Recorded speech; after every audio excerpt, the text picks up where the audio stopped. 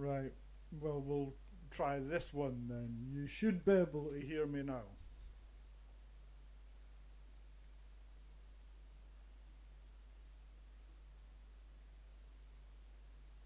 Can you hear me now?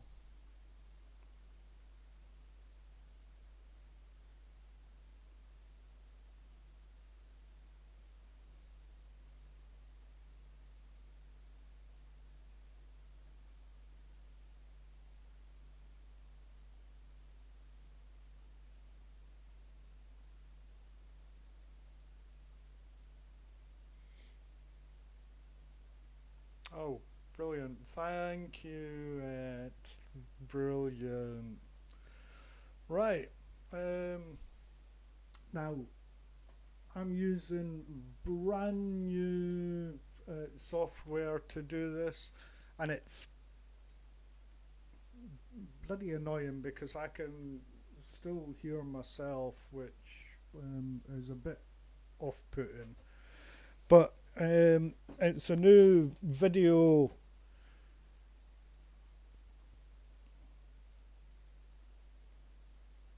Oh, thanks, Ed. Right, okay. Rob will be with us shortly, and then we can start um, having a little chat in my little pub, virtual pub. Um, we're gonna have a light-hearted conversation, but it might get a bit deep. So, first off the bat, I want to say, um, give out a bit of a disclaimer anyway, that this is just um, two friends uh, chatting and seeing where the chat goes. In no way, shape, or form are we given a medical opinion or diagnosis or anything like that whatsoever. It is just basically what myself and whoever in the chat and Rob when he joins us,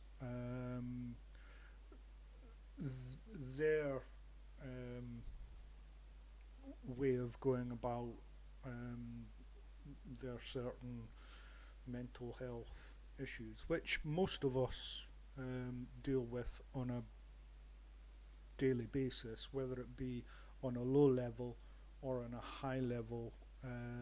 Everyone, if there's anyone out there that says that they don't have um, any kind of anxiety or trauma issues, then um, they ought to really think about um, themselves, really, because you're not kidding anyone.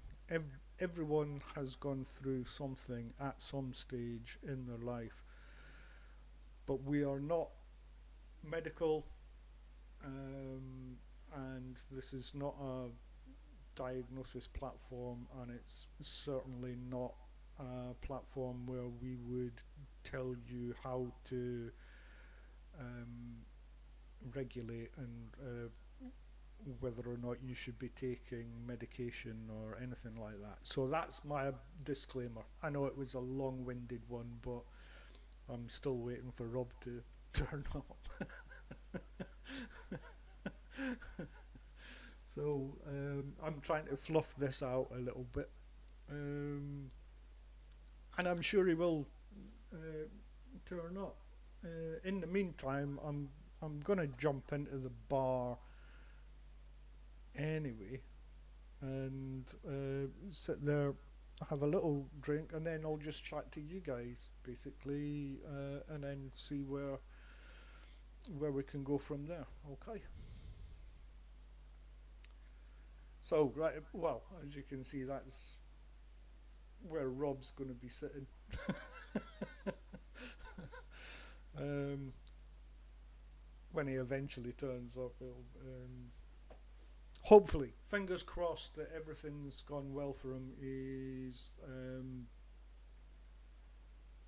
well, I've had so many technical issues. It's been unbelievable. I've had a if you don't have a stress time doing a live stream, there's something wrong with you. But I decided at the last minute to use a video conferencing software specific to OBS, and I've never used it before.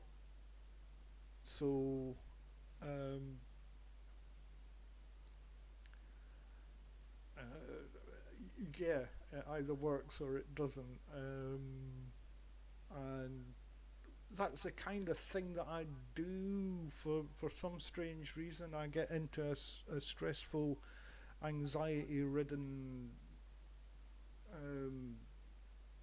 place, and then I flimming add to it.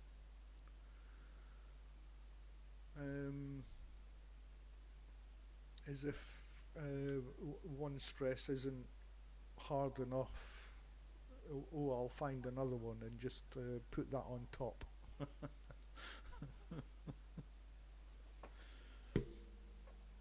It's been doing a bloody brilliant job chatting with Rob, and I see you in the chat. Thank you very, very much. And yeah, we hope that we'll get Rob in here pretty soon. If I don't do a major Dan Hetfield and do a big technical F up.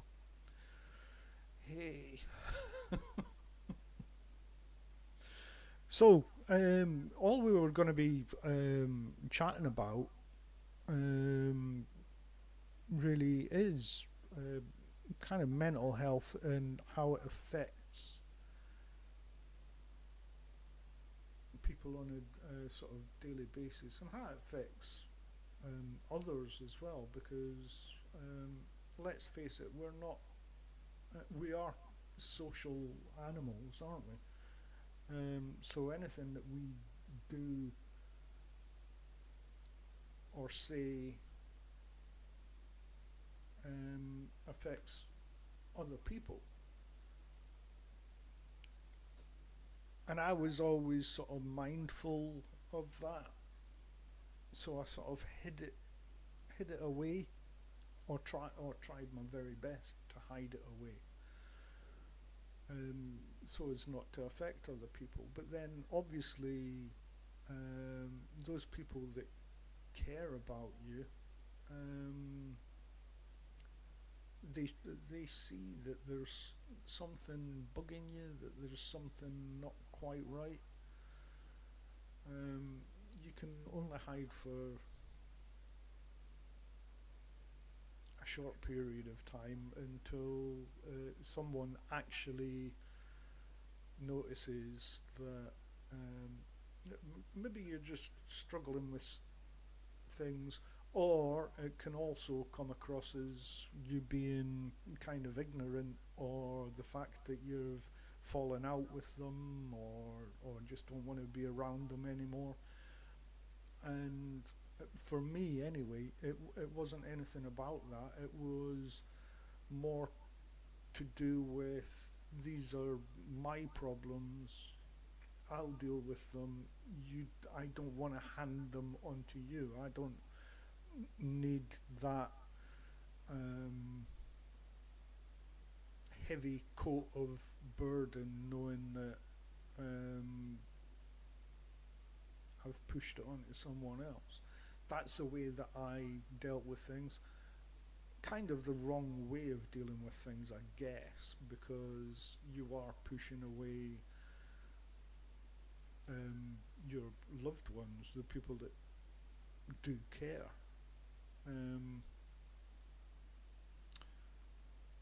But we all deal with things in a different way.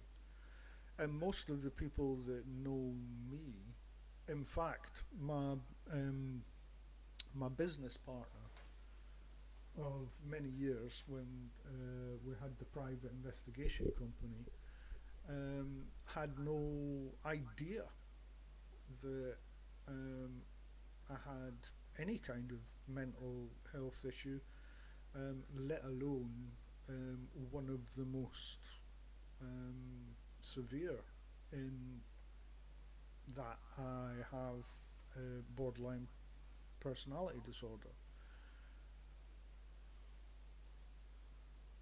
I guess we learn how to cover it up as best we can, or we just sort of run away from it. We just walk away, so people just don't see it.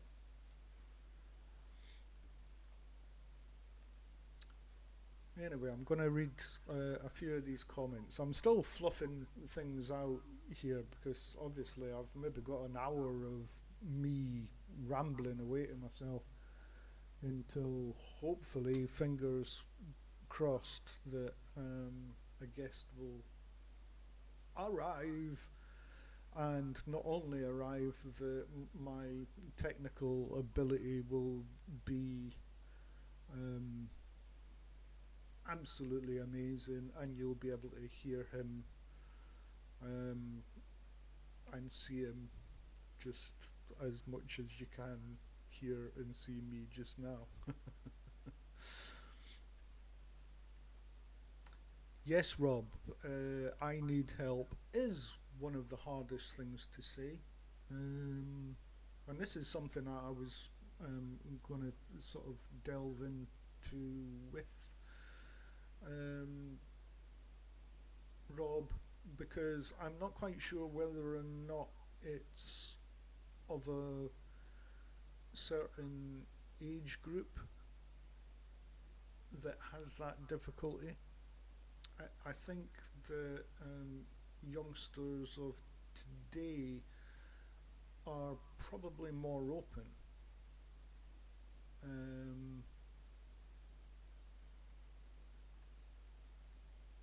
Hey, Stud Muffin, you can be the bartender for today. Yes, I'll have a just a straight up brandy, please, and I think just put one in the tap for Rob, and we'll see where we go from there.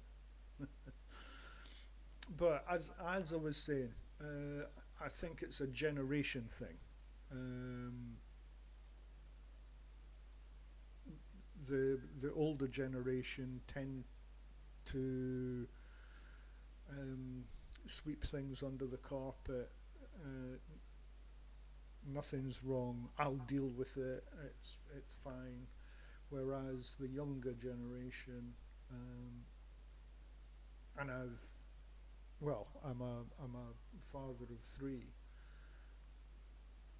and they are a heck of a lot more open, which I take my hat off to them, because that's a lovely way to be. It means that I'm able to maybe give a little bit of advice or help, but the main thing is just listen, and that's the big thing. So yeah, I reckon it was maybe a generation thing. It might have even been. I don't like to mention the sexes or anything like that, but certainly the men of a certain generation find it difficult, because they're meant to be all manly and hard and flex your muscles, nothing will hurt me. Go to the pub and look at me, I'm a big heavy truck driver and stuff like that. I've got no problems. We all do, um, to a certain extent. But I guess the younger generation have um, learned that keeping it to yourself is not only a bit silly and counterproductive, it's um, they want their parents and their friends and their teachers or social workers or whoever, they want them to understand that uh, they they have a certain problem, that it's not that they're bad or anything like that, that it's that they're confused or not feeling right within themselves and they're looking for help.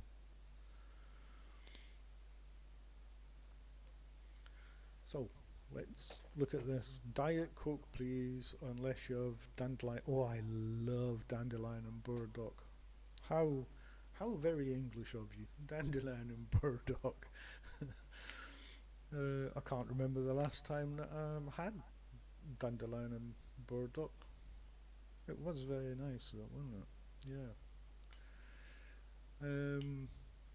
God. And Etty's on the cola as well.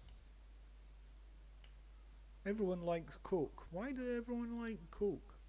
I'm a full fat Coke man myself. That's probably why I've got a bit of a belly. I can't do the diet stuff. It's got a funny aftertaste to it. So I go full on Coke, and that's why I can only have maybe a couple of glasses of it. Um, because boy, does it not make you want to go to the toilet every 2 minutes. I tell you what, I used to love as a child. I don't know if they still do it. I can't remember what they called it. Was it a pop bomb or something, or a Coke bomb or something like that? You used to have Coca Cola and then put a scoop of ice cream on the top of it, and it sort of all frothed up and went, ooh, it's amazing, absolutely amazing. But you had to fill the glass sort of half full rather than right to the top, because it froths up like crazy. Brilliant.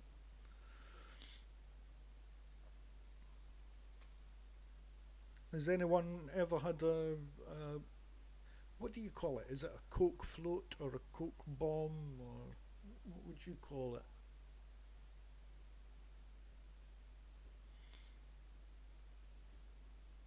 Oh, that yeah, because I've heard of Coke float.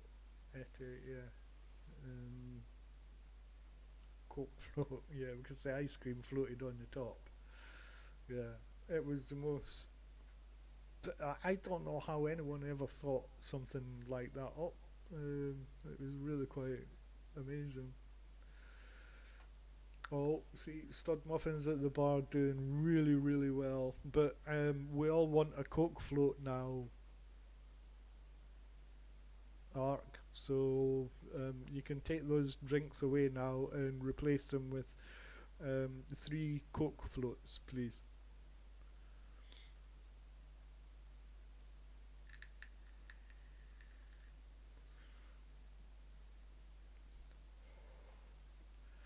He's a very, very attentive bartender, is Ark. Very good behind the bar. I'm going to have to get some sort of animation of him going behind that bar every so often, picking out drinks. That would be quite cool. Anyway, are we only ever going to just talk about drinks, or what do you fancy talking about before our um, guest decides to make an appearance? If I can make him appear, because I'm still, as I say, this is brand new um, video conferencing, and it's just for OBS broadcast. So I was a bit, should I or shouldn't I? Should I just go with the old Skype, which I was used to, or should I go with this? And it was actually Mr. Wonderful that kind of talked me into using it. Said that Mr. Wonderful knew how to use it, so we sat up for an hour chatting about it and trying to get my head around using that kind of brand new stuff. As I say, I've lost all my hair. I'm bald under. Well, I used to be bald under there. It's growing back now. I've pulled it all out, but it's suddenly growing back again. It just tends to be growing back grey for some reason.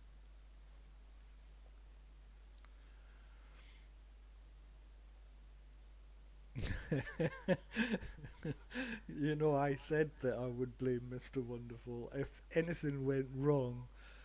I said, right, it's on you, but I'll go with it. I will go with it. But actually, very very good teachings. It made me feel more comfortable using this, and I think it's kind of working. Up until I get a guest on, I think the only thing that I hadn't done was unmute the microphone on OBS. But still, I'm having this problem. Hence the reason why I've got my headphones down here, because I'm hearing myself, which is a bit disconcerting. It's kind of echoey. I don't know how to stop that happening, but I will mess about with the settings, and there's probably a workaround. I've got 101 windows open here. I'm reading chat on one side, I'm reading chat on the other. I've got OBS open, I've got this video app open. I need another 4 arms or something. I need tentacles or something, you know. Need to be an octopus. There's that many flimming things going on. Oh! And guess who we have here? Can I hear you, Rob?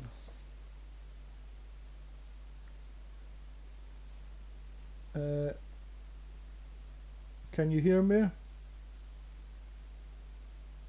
I can't hear you.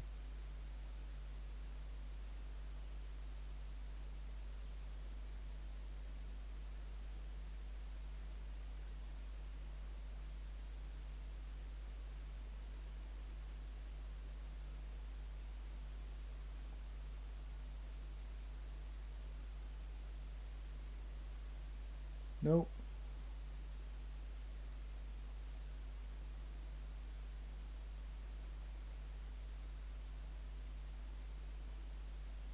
I'm sorry, people. Rob's just turned up. Now I'm gonna have to do this kind of on the fly.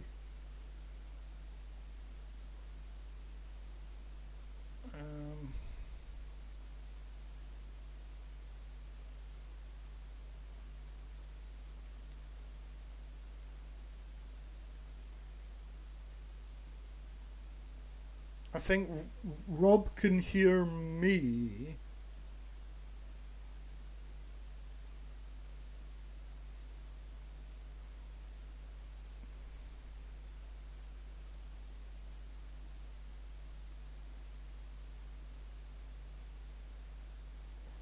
But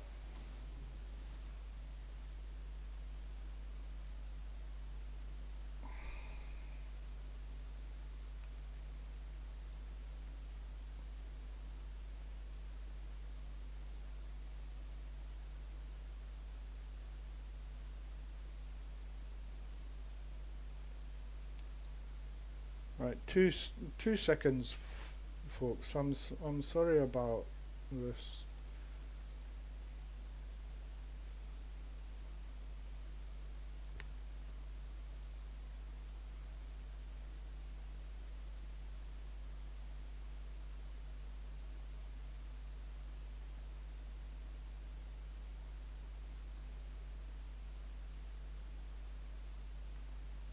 Oh, I can hear you now. Yes. Right. 2 seconds while I move you around this screen a little bit. And then we should be right. So here we go. Right. Now, uh, can everyone hear me?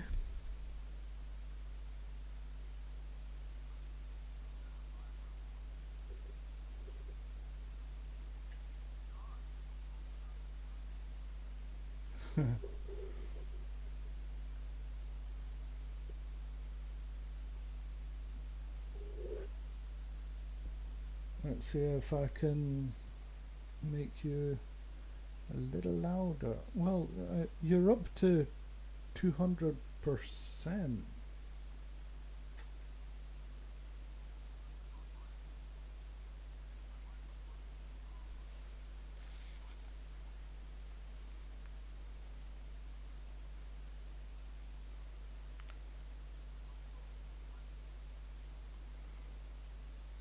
Right. It's saying we hear Rob, but very quiet. Um, and you can hear me. I can still hear me through these, which is very irritating. But because there's a slight delay, so it's echoing in my ear.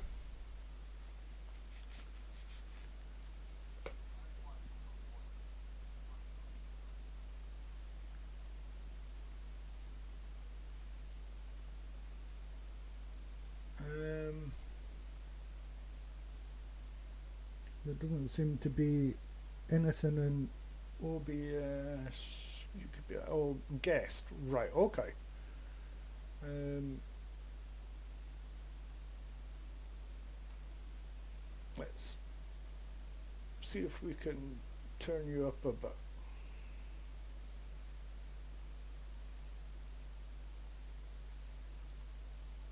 How's that, people?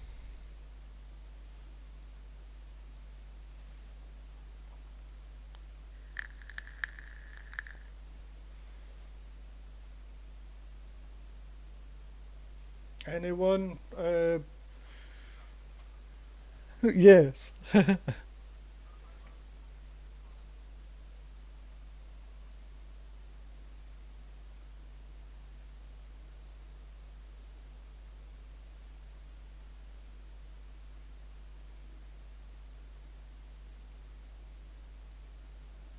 Possibly.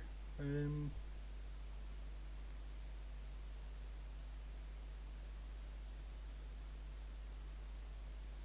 I seem to have a double frame behind you. Um,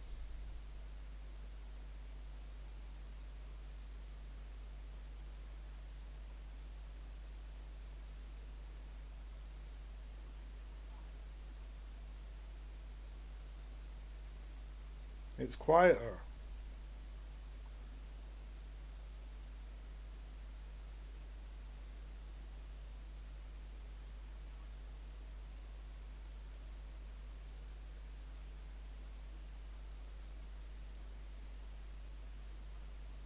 No, it takes a lot of working out, basically.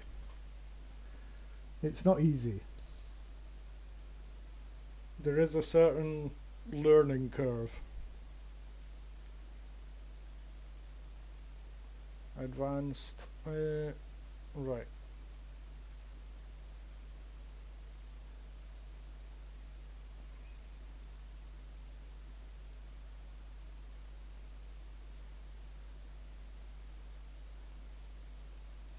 Right. If you say something, Rob, and we'll see if people can actually hear you.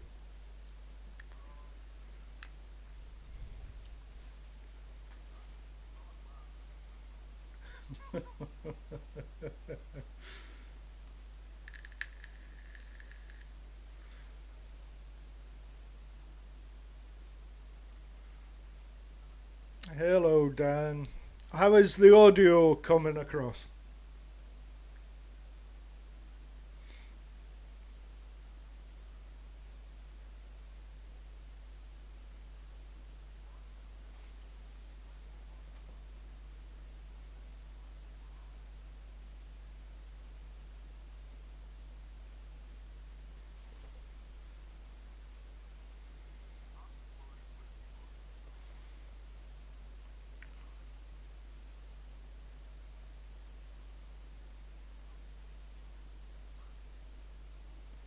We have a few people in. Can you work OBS at Dan Harefield? No, what we're looking for is whether the sound is coming through on Rob. Still the same.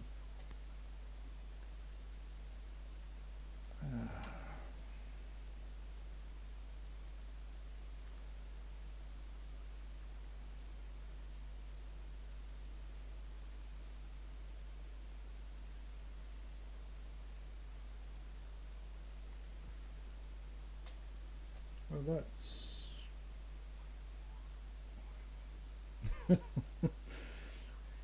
I will try and turn the decibels up to max, basically, and see what happens.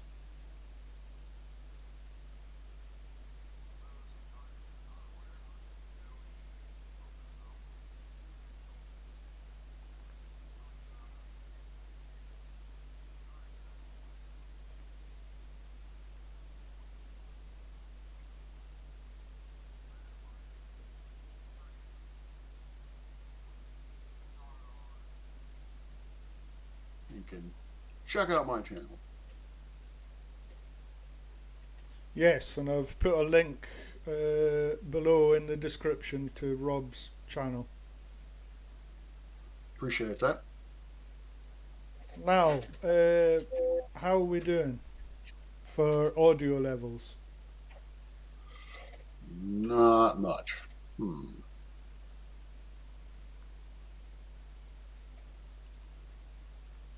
Here he is. Okay. Oh, right, Missing it's out. sorted. I'm Hey, all sorry right. about that, people. I think actually I know what I was doing. It was my end. Sorry. I realised what I was doing. Right, so um, there being, let's dive in. I've never met, well, this is my first time of meeting Rob. Yep. We've never really spoke apart from maybe in the chat in other people's broadcasts. But hmm hey, Rob, welcome to my bar, and uh, just give a little bit of introduction to yourself, your channel, what you do, and let's sort of go from there. Just Sure. Um, I'm Rob Parks. I'm an astronomy professor at George Mason here in Fairfax, Virginia. My channel is devoted to two primary things: astronomy content, and then random content that just I come up with. At the moment, most of that random content is either dad jokes or stuff about mental health. I think because I have a feeling that the majority of my subscriber base are my students, because I also post my lectures, my class lectures on there. I wanted to be open about my mental health without forcing it upon them, and so they can understand that there are folks in authority or adults that they have to interact with on campus that may be going through the same things they are. And so if they wanted to reach out, if they or just have someone say what they're feeling, then I wanted to put that out there. So Yeah, yeah. Actually, just before you turned up, I was explaining to people that I think people with mental health issues or any kind of issues um, tend to not speak about it, but I think it's a generation thing. Um, because the younger generation seem to be slightly more open about what's happening within themselves, rather than people of a certain age like myself that would always sweep it under the carpet. No, no, it doesn't. It doesn't matter. Just move on. It's fine. But I think that is completely just a generation type thing to be the man, the hunter, and I'm out gathering this, that you don't have to worry about me. Um, yeah, it's I agree. It's getting better, but for my part, I saw that from my parents, because my parents and my extended family, you don't talk about that sort of thing. That's basically just, that's your own mess. You deal with it on your own time. But my mother was probably bipolar. My father certainly was depressed and had PTSD from the Vietnam War. Neither of them talked about it. Neither of them got treatment. So, yeah, I definitely agree that the sort of the generation before mine, the baby boomers, as we say here in the States, it was very much of a forbidden topic or a taboo topic. yeah. I mean, it's still um, very much something that people don't like to accept. But I think that part of the battle that you have internally is acceptance. Accepting that, yes, um, I I can be upset. I can be feeling down. I am quirky, but it's acceptance of yourself. Yes, I definitely. And the other problem, or the other side of that, from where I'm coming from, is accepting that this is an illness, that this is something that I have to live with. You know, I have chronic depression. I have possibly borderline. Um, the reason why I'm shaking my hands is I've seen a number of therapists. They all seem to have a different sort of diagnosis for me. So I've been, but anyway, the point is, uh, I have a chronic illness. It's not going to get cured. I have to mitigate it for the rest of my life, and so that's something that I've had to come to terms with. That very much like anyone else who has a permanent disability, this is my life, and Yeah. I have to take care of it as best I can. Well, I was diagnosed um, maybe about 20 years ago now with borderline personality disorder. With there's so many other things attached to that, and I possibly have dissociate identity disorder. Not sure. Um, Now, whether or not, I mean, I'm still on the fence with whether or not that's kind of a thing. Okay. Um, as many psychiatrists have said to me that um, maybe it's just acute borderline personality disorder. It's so acute that um, you do seem to have completely different identities at certain moments in time. Okay. Yeah, I can follow that. 1 minute you're happy running around singing. I could be singing in the shops and doing bizarre things like that, and then the next minute sat in my bedroom thinking that the whole world's against me and I've got paranoia and this, that, and the other. And then there's other times where which was great for my ex-wife and family. I used to, do all the gardening, paper a room, all in one day. It was boom, boom, boom, boom, boom, boom. There was no stopping me. Hmm. I've experienced that myself. But then there are other times where literally dragging myself out the bed is difficult. Yep. Yeah, I've experienced that also myself. When in terms of sort of the disassociative thing, I never really thought of it in that context. But yeah, for not so much now, probably because of the meds that I'm on. But when there was a long period of time when I felt like I was just my emotional nerves were open. So any kind of stimulus would just send me happy stimulus would just send me happy through the roof. Depressive stimulus would send me downward. I mean, I would even cry at commercials Yep. if they were. And just I had didn't seem like I had any control over emotional regulation at any point. Um, that, like I said, that's gotten better over time with I think with medication, but I definitely remember being in that kind of space where it just seemed like any little thing would send me off kilter. So Yeah, yeah. I see that it says in the chat there that she went through a similar thing. Yeah, it's all. I think it's all on degrees, isn't it? Certainly, a personality disorder is all on degrees of how severe it is.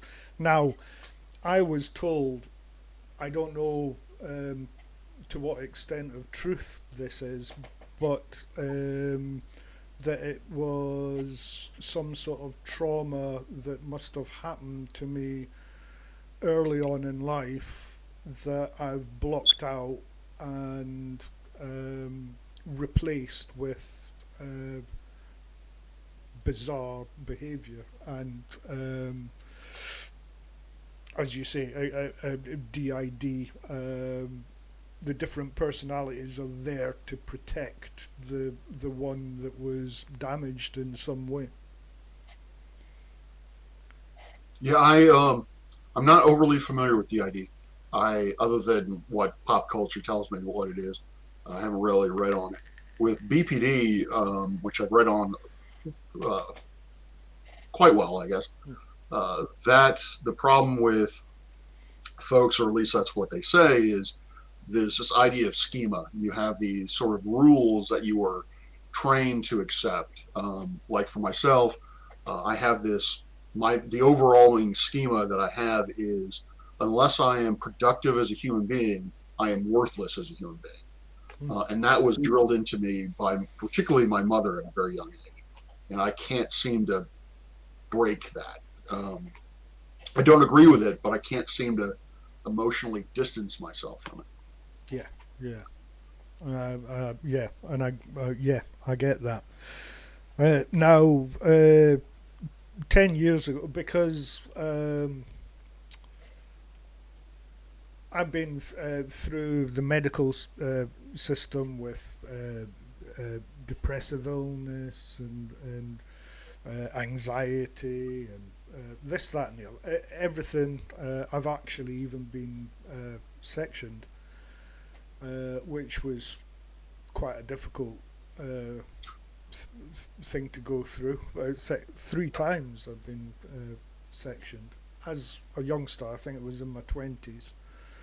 But I've been on sort of every antidepressant, antipsychotic, uppers, downers, everything that. Like stabilizers, that sort of thing. Yeah. And it got to the stage, the last pills that I was on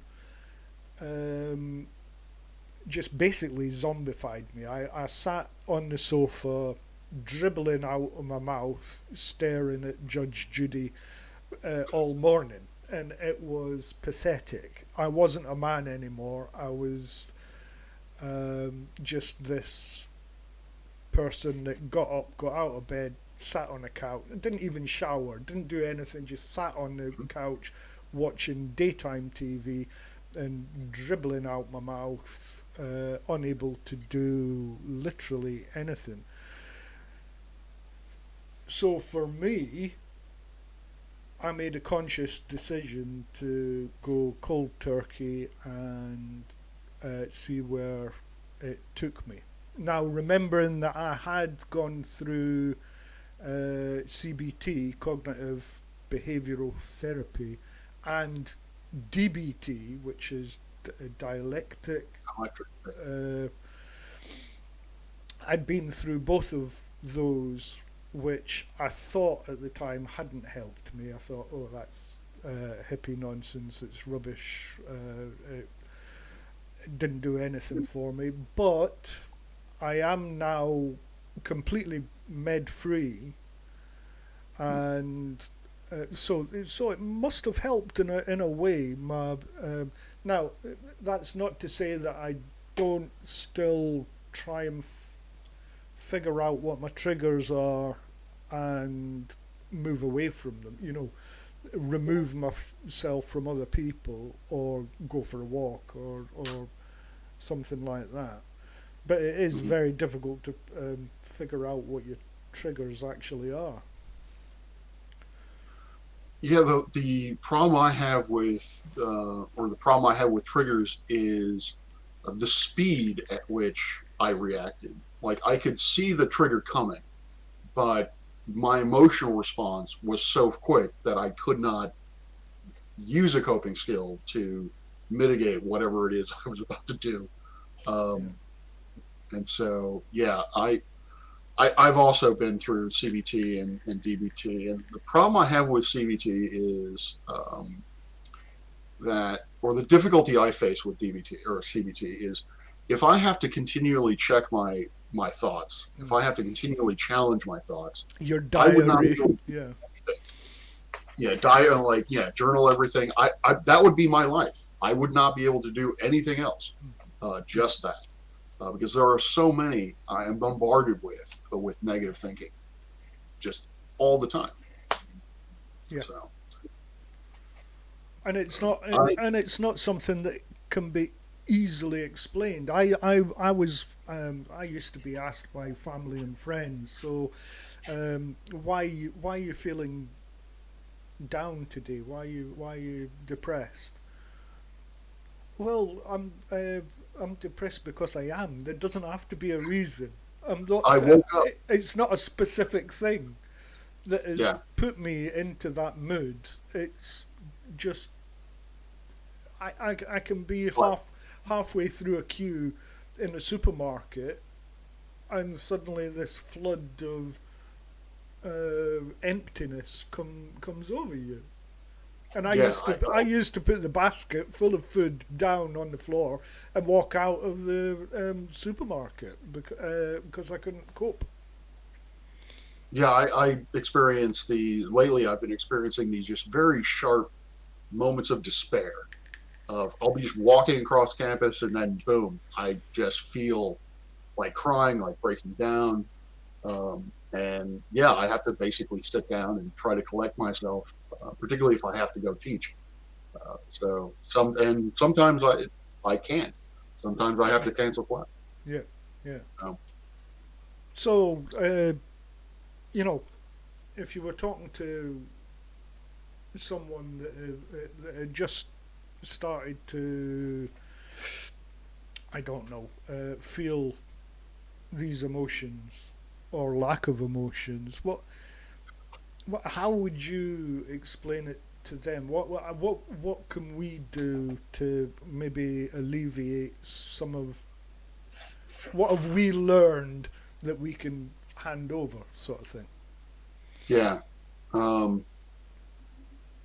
that's something I've struggled with or thought about quite a bit, and particularly when I started making these videos, is what exactly am I trying to impart, other than just to say, you know, you're not alone, which I find to be somewhat of a double-edged sword when it was told to me. But um, I had a student come up to me at the end of class and essentially ask me that same question. And the only thing that came to mind at the time was uh, this idea of grace, is that you have to accept that this happens to you, and it's okay. It's just that's who you are. That's part of your life at the moment. It does not reflect on you in a bad way. Basically, do not be judgmental to yourself, or try not to be judgmental on yourself, and just be kind to yourself. And if they are just or if they are just starting feeling these emotions, then they really need to seek help. Just find out, one, just to help themselves, and two, to find out whether or not this is a chronic illness or if this is just sort of some kind of situational depression they have to work their way through. Um, but yeah, I don't really have a good answer for that, because people ask me all the time.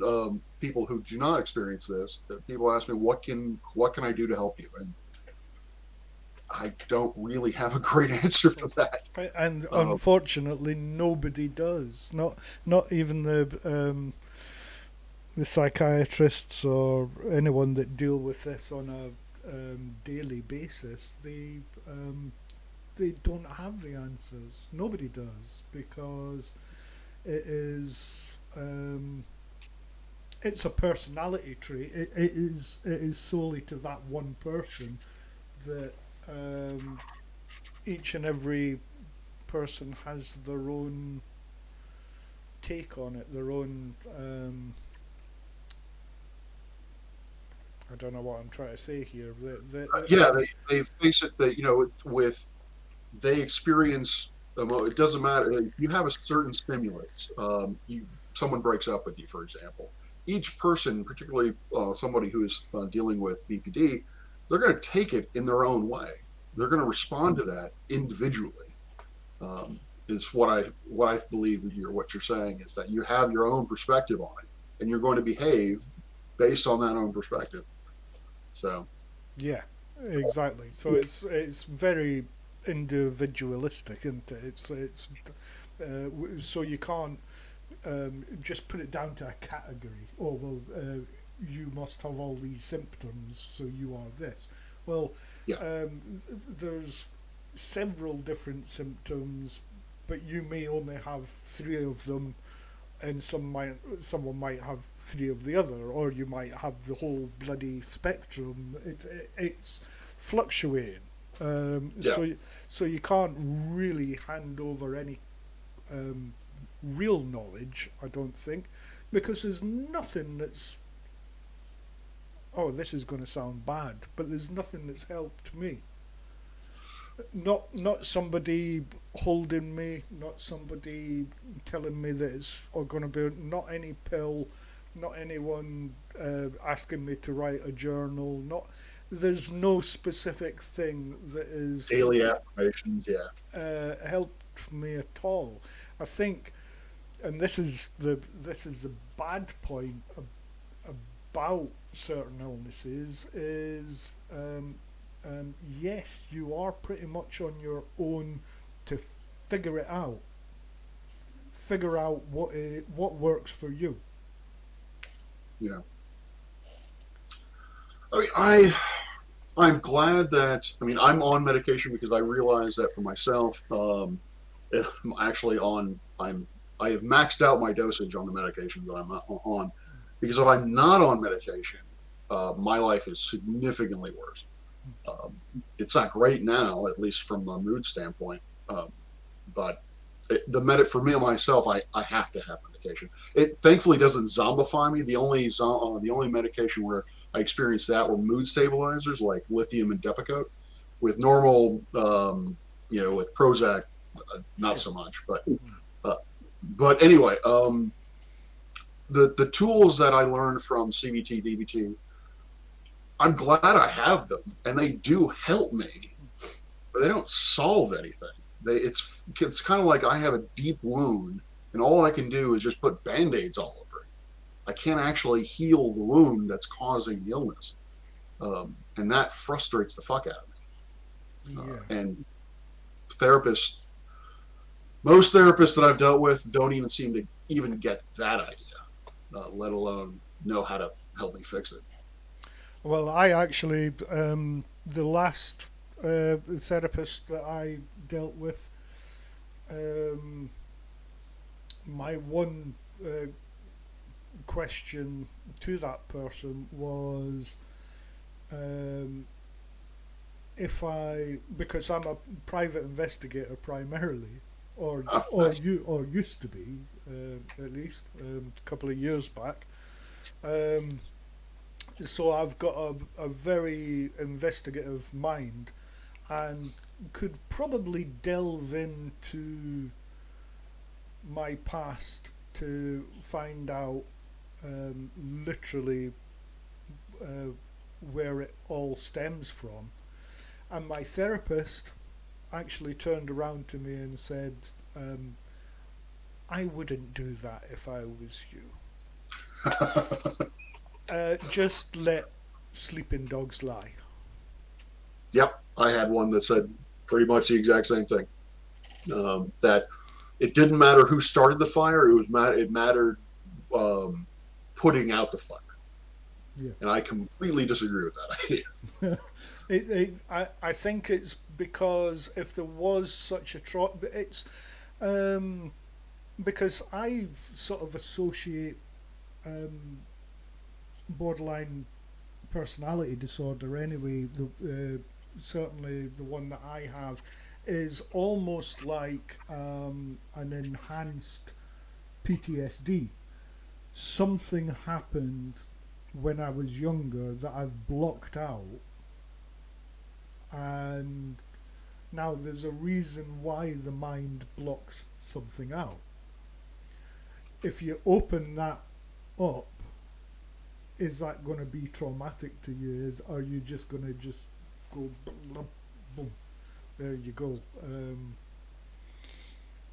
I so I don't know. There may be some things that I blocked out. However, for me there are two events that I can't talk about. I just or I tried to my latest therapist. I actually tried to talk to him. I vocalized it, and then the reaction she gave me was not what I needed to hear, or not supportive. And so I didn't. I haven't seen her since.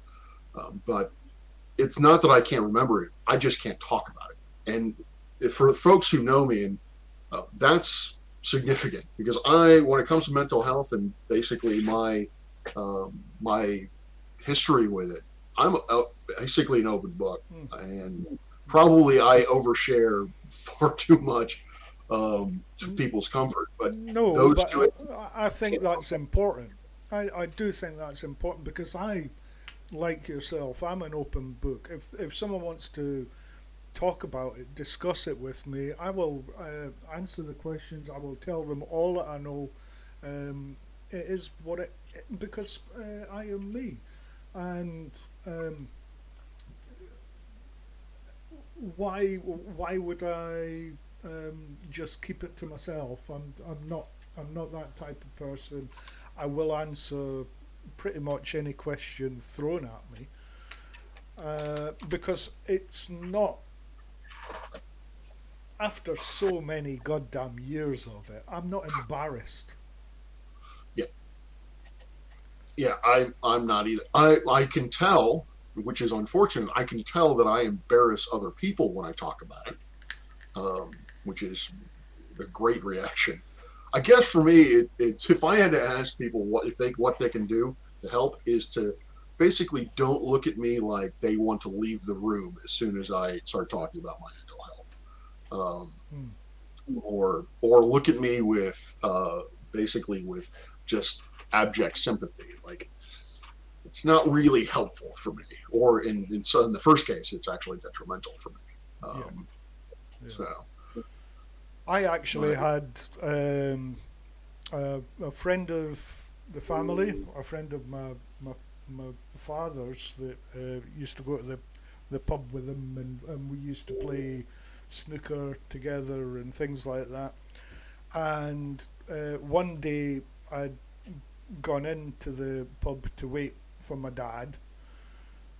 This is way back when I was about 20, 21. And this friend of the family came in and uh, proceeded to turn around to me and say, "You know, you're letting your parents down.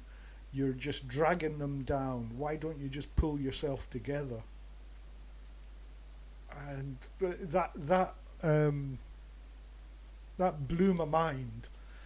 And the person behind the bar had been listening to this, and when my dad came into the bar, he told him. That friend of the family wasn't a friend of the family for much longer. There are ways of speaking to people, and there are ways of not speaking to people. yeah, Um, it was disgusting behaviour, and funnily enough, um, years and years later, uh, he was diagnosed as depressive. yep. So I thought, you know, you shouldn't be saying things like that to people that, just because you don't understand. Well, if you don't understand it, here's the thing: keep your gob shut. I think with that person, it may be. I don't want to diagnose them, but I know for my own sake, my depression is coupled with a lot of anger, and I actually have when I've encountered folks that are also suffer, and I make a judgment and say they're not coping with it as well as they should. I've gotten angry. I've never told them something like that before, but I've just had this deep seated anger of how dare you not take care of yourself when I'm suffering. I'm managing to do this. So I can understand possibly why he said it. I don't agree with what he said, and I don't agree with him saying it at all. But I think I can empathize with why he may have said it, because yeah, for me, depression is coupled with anger. Yeah, well, yeah, yeah. Again, we go back to the generation thing. He was obviously, being a friend of my father's, an awful lot older than me, and came from a generation that just, um, oh, just pull up your braces, get on with things. What are you doing? Pull yourself up by your bootstraps. Yeah, Yeah, yeah. Which is I agree. kind of the worst thing that you can say to anyone in a sort of depressive. Oh, just pull yourself together. Really? Well, what are you depressed about? Well, you don't understand depression then, because depression, you're not depressed about anything really. It's just, it's kind of. I've always thought that the word depression in mental uh, health terms was kind of the wrong term, because people think that you're down about something, or Mhm. because that's what it comes across. Oh, you must be just down. No, it's a the way I describe it, it's an emptiness. I don't have any feeling. There is no nothing. It's Mm, empty. yeah. If you were to ask me why I was feeling, or what I was feeling down about, well, nothing. I just feel nothing. Mm. Empty. I've felt that way myself. I so a couple things on that. The I think one of the issues, and I can go on a long tirade about this. One of the problems I see with at least society in the states is that celebrities are coming out, athletes are coming out saying, I can't do this because of my mental health, and I think that's great. I'm glad that they can share that. But what needs to start happening is we need to start talking about like I had to say the mechanics, but how we can actually help people and move the conversation along. Because I think one of the problems, particularly when with folks who do not experience the depressions that we do or chronic depression, is because there are two types of depression. There is situational, and then there is chronic. Situational depression can happen when, like, postpartum, or a family member that is very close to you dies. You can go beyond sadness uh, into a dark place, but eventually, with treatment and with meds or what have you, you can come out of it and you can live a normal life. Productive, And I yeah. think with folks that if they actually accept that depression exists, they'll look to that and be like and say, well, my friend had postpartum, she got over it, or she managed to get through it. And it's like, no, that's not the depression I have. Um, that mine is not going to go away. And I can't. And as you say, I will. At times I'll feel empty, and at times I will just absolutely hate myself. And that hatred will make me want to curl up or make me want to die. And then people will ask me the same questions, like why? Like, I woke up this morning. I don't have an answer for you. This is, it's sort of like the as I described in one of my videos. It's like I live in a well, um, and the bottom of the well is the absolute darkest place, and I am continually trying to climb my way up. And some days I'm near the top, and then I'll slip, and then I'll catch myself before I hit bottom, and then I'll just keep doing that over and over again. And that's essentially my life. Yeah. Why I slip or whatever, I don't have an answer. But So. but do these episodes? Oh, here's. I mean, it's meant to be light-hearted as well as deep, but let's go even deeper. Let's go down the suicide route. Suicidal thoughts. Have you got to that stage where you basically didn't want to be on this planet? Yeah, I've attempted 3 times. Three, right? Okay, yeah, So all using pills, and that's a to get to get even darker. One of the problems I have with therapists at this point is one of the I'll tell them that I'll have suicidal thoughts, and um, their next question is, "Do you have a plan?" Now it's a tough question to answer, because when well, first off, I always have a plan, because once you have a plan, you remember that plan. yeah, I've attempted before. I've tried to. I know what I would do now, so I always have it planned.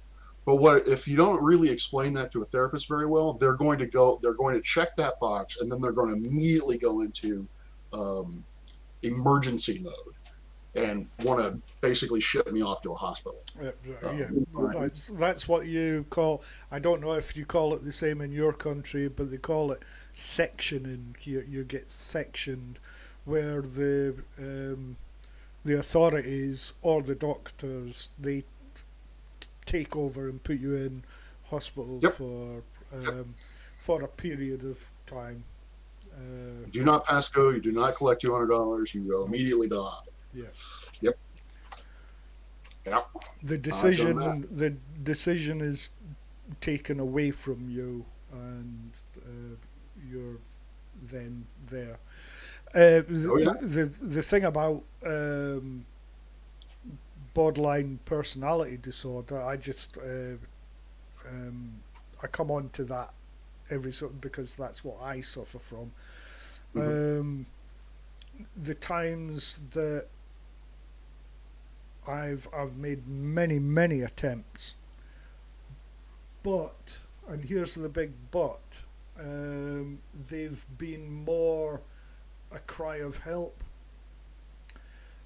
Don't leave me, don't leave me. This is what's going to happen if you do leave me. Yeah.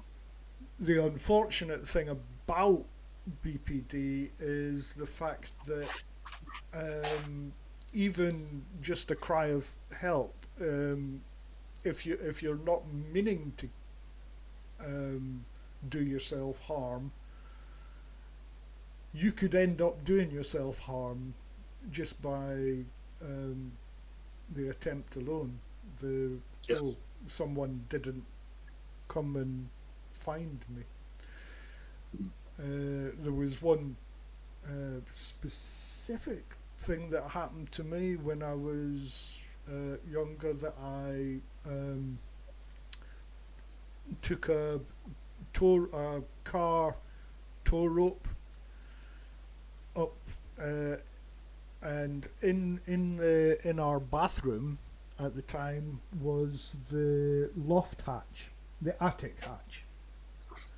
So I opened the attic hatch, I locked the bathroom door, opened the attic hatch, and went and tied the tow rope around the rafters, and then proceeded to hang myself in the bloody bathroom. And it wasn't until I was halfway through, because I couldn't touch the ground, or I could only touch the ground on my tippy toes. Mm. It was very close, and it was very sore, very painful, and really quite scary. So I was kicking the bathroom door, and funnily enough, because it was my mother that phoned this friend of the family, who was the very guy that turned around and spoke to me in the pub that day. He was the guy that kicked the door in and pulled the rope from around my neck. But that was a cry for help that I didn't even realise was because I don't even know who I'm asking to help me, and I don't even know how they're going to help me. I'm just saying, look at me, I'm here. It's a weird scenario, but you feel as if people are going to leave you and you're going to be on your own, and that's not good, because I love everyone, and oh dear. And then all stop. Your mind just starts playing tricks on itself. Yeah, I. So one of the you were talking about earlier, well, how people check off certain boxes. With BPD, I checked off most of the boxes, oddly enough, except for abandonment. Although feelings of abandonment, although I do still have those. For me, when it comes to the sort of my gestures or cries for help, is I'm in pain, and I'm in a lot of pain, and I want people to know that I'm in pain. I just have this, call it selfish or whatever, but it's just kind of like, as you say, I don't know what they're going to do for me. I don't know what can be done for me. I just want someone to know I'm in pain, and I need basically some help, or at least some comfort with it. So, but I feel ashamed doing it. After the fact, Yeah, it's that's all you feel. You can't look someone else in the eye and you think, what was I doing? um, which puts you into a depressive mode of yet again selfish type. Let's face it, depression, borderline personality disorder, all these mental health issues are selfish in their very essence. They're Yes. selfish. Yeah. So all you can think about is, well, what will that person think of me now? Hmm. Oh, and I can't look them in the face, and I'm in disgrace. Um, Yeah. so not only have you gone to the level of look at me, save me, Hmm. to now um, rock bottom. Oh, you saved me, but now I feel like shit. Yeah. Like I'm so embarrassed and so just ashamed of you, of the person seeing me like that, of seeing that side of me. And it and it for me it also extends beyond that. In there are, as you say, there's a spectrum to things. That's, to me, that is the ultimate cry for help. But there are intermediate ones where I'm in pain and I will get on Discord or text somebody or email somebody, and I will just tell them I am just in a horrible, horrible place. I don't know what to do. I'm afraid of what's going to happen next. And then almost immediately I will regret even doing that, because I keep doing it. I keep it and I feel selfish. I feel like I'm just bringing these folks down, and then I withdraw, which is doesn't help, which makes things worse. Yeah, I'm alone, and exactly. yeah, I've done exactly the same on Discord, and that'll lead us quite happily into if I can read these comments. These guys have been chatting away they have, for yeah. ages, and some of them have opened up quite a I bit. see that Ed was talking about her trauma, and um, I can understand that. Like I said, I the two episodes that I'm thinking of, I don't like talking about them. I don't want to open those wounds. I'm afraid of what's going to happen to me if I dive into them. So, Yeah. and I understand. I empathize with Rob Slide mentions that he has dyslexia. So writing things down is pure torture, and I can get that. I can understand that. For the simple now, I don't have dyslexia or anything like that, but I was a bit thick at math at school. Math just isn't my thing, that. Hmm. basically, and I, I, I just didn't get my head around it. I couldn't even do my times table properly. I was a bit of an idiot, but it made That's but it your thing. made it made me feel like an idiot. Yes. Yeah. All right. Yeah. I can understand that. Just just because you can't understand or get your head around a certain thing doesn't mean to say you're an idiot. Hmm. Um, it just means that it's more difficult. And I take my hats off to anyone that, um, with dyslexia. Fleming Eck, quite the most prominent scientists and what have you, apparently had uh, dyslexia. You can live with that. It's not something that you should be embarrassed about. But, and here's the big but, you're made to feel embarrassed when you're at school. Oh yeah. Thankfully, I was a good student in school, and so I didn't have that experience. I didn't have the experience of being, um, teased or taunted because of my academic performance. I was teased and taunted for other things, just not for that, thankfully. But I can understand. I've seen people who were, and so yeah, I sympathize with that. So, yeah, Oh, well, here's the thing then, Rob. What was Rob like at school? oh, well, Go, real quick with Rob go, Slide. go into the uh, young life of Rob Parks and tell us exactly what you were like middle school and high school. Sure, I will. I just want to just kind of give some unsolicited advice with Rob Slide. I'm developing arthritis, so writing things down is no longer is really becoming literally painful for me. So I've done voice recordings uh, if I want to sort of journal about something. Um, but all right, so little Rob. So I don't really remember much before sixth grade, except for a couple of traumatic events. So I don't know exactly who I was, but I was constantly told, or frequently told, that I was actually a happy child, that I was just bouncing around and just kind of a happy kid. Uh, I don't remember that at all. And then in my sixth grade year, my father was essentially kicked out of the service. He was in the Navy for 16 years, and through a technicality, he was discharged. Uh, my mother continually bitched about that fact and basically said that they did that in order for him not to get his 20 and not to get his pension.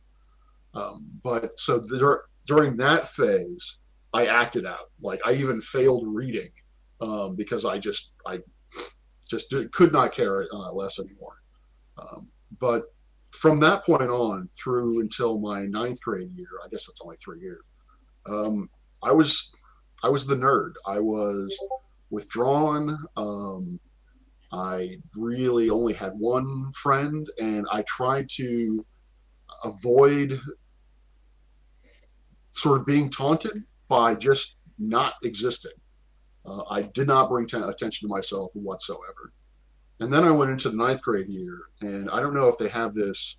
They say it's international. I don't know if they have this in the UK, but there was this thing called the International Baccalaureate Program, which is the way they did it in my area was they took all of the best teachers in the county and then lured them to one school to basically teach the cream of the crop of students. And I got invited to this, and they promised the moon to folks as to, if you do this program, Harvard will automatically accept you and all that kind of stuff. And they also told us that there was not a quota system. It was strictly merit based, which as soon as you walked into the door, you knew was complete bullshit. Um, there were the Asians, there were the rich white kids, there were the African Americans. I mean, it was built like high school is cliquish enough, and then you build that into it. And I did not react well at all. I definitely was in a period where my emotions just flew all over the place, be it hormones, be it BPD. I don't know what it was, but I was just bouncing off the walls in terms of that. And near the I I would get crushes on girls very easily, Yeah. and because I wanted validation, I wanted some kind of love me kind of thing.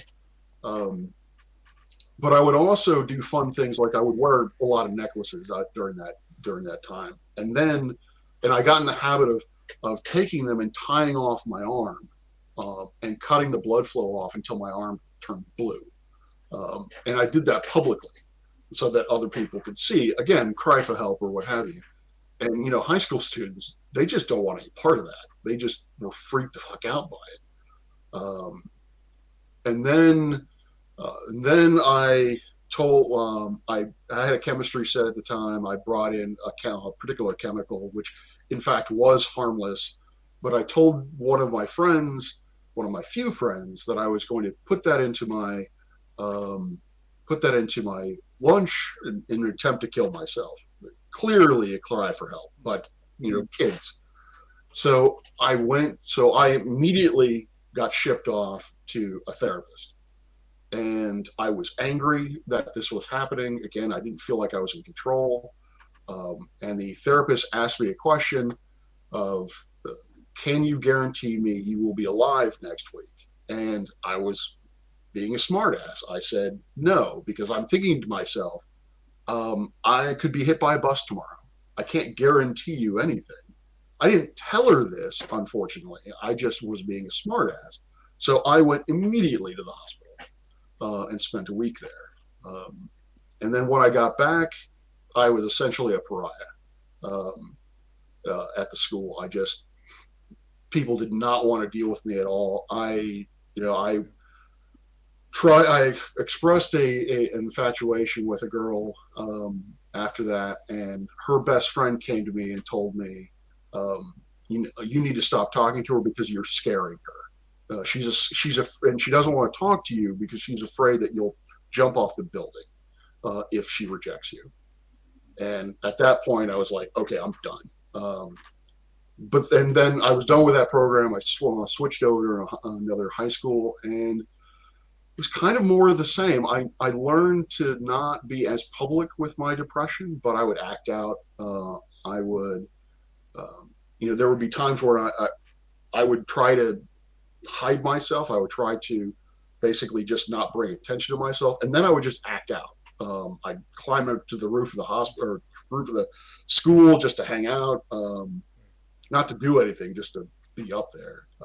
And so, yeah, I was depressed. I was angry. I was, politically speaking, I was very, very conservative. I guess I would be considered a Tory by UK standards. Yeah, I just tried to keep to myself, but I was essentially a volatile, angry kid. But then, so I guess that you lost quite a lot of your friends during that period, or Actually, I never had it. Or did you have some close friends at the time? Or? I had 2 or 3 very close friends. Well, really 2 very close friends, and then no one else. No one else really wanted to put up with my shit. So, yeah. Were those friends? Were they going through a similar type thing? You know how people seem to. I don't know. It's like a magnet. They gravitate to it. Flock. Birds of a feather flock together. Yeah, exactly. And they all it suddenly starts to come out that each and every one of them has a similar issue. That with one of them, I suspect that was true. Like his life, when he graduated, he had this. He was very intelligent. He had this bright future ahead of himself. He went to a prestigious school and immediately failed out. Like he didn't even last a semester. And I suspect it's because he was depressed and he was trying to run away from his life, and so he basically shut down and failed out. The other person, who is still my best friend today, I honestly don't know. Like at the time, he certainly didn't suffer from mental health issues, and he was just easygoing. Like he has, to this day, he is the most unflappable, I guess. He'll stick with you thick and thin. It doesn't matter. So he will tolerate any kind of behavior you throw at him, pretty much. If you are. There's always one best mate that just does that, and and they're best mates for life, aren't they? Really? Yep. Yeah. So, but I have encountered one of the things that I hated is that I've encountered, and I've only seen this with women. I've encountered this twice. They seem to like to collect broken toys. They themselves at least they themselves do not openly display any sort of mental illness characteristics, but they just like to be the mother of a whole bunch of people who are. And I just, when I went into those situations, I went in blind thinking this person actually cared about me. And then when you figure it out, when you look around at all the other people and realize we're all dealing with something and Yeah. she's not, and it's kind of like, what the hell is this? And you realize that you're basically just a collectible item to this person. Well, she probably is, because I reckon that everyone deals with their own um, issues, but that's probably the way that um, she wanted to deal with it. Oh, I'm. Oh, look at me! Everybody, look at me, because I'm telling you this and I'm telling you that.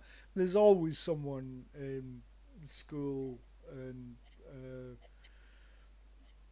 and even private life that loves to be center of attention and say, well, if you talk to me, I'll tell you how Rob is feeling. I'll tell you how UKPI is feeling. I'll tell you how everyone is feeling. But their actual all they're wanting, it's like building up subs in Yeah. the old way. Um, ooh, come and like me, like me. Mm-hmm. I will tell you all about this person, Yeah. which um, is a oh god, it was a bit pathetic during school, because everyone went to that one person to um, ask about, ooh, what's happening with Rob? What's going on? Well, I'll tell you. No, you bloody well won't. Here's the thing: send them to Rob and ask him. But Yeah. there's always that one person that wants to have that importance. Yep. It occurred to me later in life that was probably what was happening with these two individuals, was that that was their way of coping. Was they felt they needed to buoy themselves up by feeling basically collecting folks that she felt were suffering and then being maternal to them. Yes. Yeah. So that was her way of dealing with it. And at the time, I just felt used, and it was not a very good scene. So, how about you? What was PI like back in the day? Oh God, Rob, I was a nightmare. I was a complete nightmare. From little school, I'm guessing you would call that kindergarten, up until middle school, up until high school. Um, I had a thing about um, wearing glasses. For some strange reason, um, I thought that that might make me less butch and stuff. So yeah, I wear contacts now. Mhm. Um, Changed my life. If they had them back in the day, that would have been great. But I think they were glass ones back then. They were uncomfortable. Oh yeah, Um, and quite expensive, so my parents would never have done that. So what I used to do was just hide my glasses, sit in class, and anything that was written on the blackboard, I couldn't read. I was too far away. I just couldn't read it. So uh, basically, I used to, I guess, disrupt the class by turning around and talking and doing stuff, and I got low grades because I couldn't read the board because I was what? Because I fancied myself. I don't know. It was one Mm, of those things. Um, I couldn't put them on, so I became the class clown, mm, and the other reason for becoming the class clown was that anyone in class that were sort of the um, harder boys and stuff, the tough guys. If there was any fight in the playground, or they wouldn't touch me because I was the funny guy. They all they all loved me because I had 101 dad jokes. It was um, I was I basically went through school life um, not knowing who I really was and trying to big up to my um, the bigger people in the class, trying to fit in a way mm. that I could fit in. Yeah, oddly enough, if we had gone to school to each, we would have been friends because that was one of the survival mechanisms that I learned fairly early for some reason. Is I would find the class clown and become friends with them, um, because for some reason that just it kind of shielded me from, if by association they're like, oh, he's friends with him, we'll just leave him alone. Yeah. The class clown would take all the attention away from me. So I kind of went, like I said, I was sort of the opposite, in that you seem to be put yourself out there for protection. I just hid myself for protection. So, It was a it was a safety mechanism, and it bloody well worked. It did mhm, work. There were several times that um, people would call me out. Oh, we go to the playground, down to the sports ground of the school. Oh, and there's going to be a fight mhm. between me and someone else. I never had to turn up because the big tough guys in my class used to turn up and say, "Right, you've got to go through me first." And Nice. I'm sat there thinking, "Ooh, this has worked." Yeah. And that's all because that's nothing actually to do with my mental health. That's everything to do with the fact that I really couldn't see the blackboard Mm. because I was too up my own bum to um, wear glasses at the time. Yeah, I can understand that. Oddly enough, I had glasses. I don't know why I really was prescribed to them. I had lazy eye, what they refer to as lazy eye. One of my eyes is not as sharp as the other one, and so they prescribed me glasses, and I took the term corrective in the wrong way. So they basically said these are corrective lenses, Mm. and what they mean is you can't see very well, so it's going to correct that. What I took it as means it's going to heal it. It's going to actually make my eyes better. And then I heard that if you wear glasses you're not supposed to, your eyesight will get worse. So I just didn't wear them because I was like, what if I don't get to the doctor in time? And so I just stopped wearing them, and I sat in the front, and my eyes, because I guess this was back when I was like 5 or 6. I guess my eyes were still adapting, and so they actually just got stronger by doing it. And so now I have to wear reading glasses, but that's because I'm getting, on in years, I suppose. You got to remember that way back then, I'm short-sighted, so you can't correct that. But Mm. yes, I had a lazy eye. Back in the day, I don't know if they did this in America, but they used to put a patch over the glasses Oh, so no, to that's so to strengthen the other eye. no, no, they did. They no, they did not do that. Thankfully, So I would have looked like a complete dork, basically. yeah, I wouldn't have worn those either. a, a glasses wearing pirate. Yeah.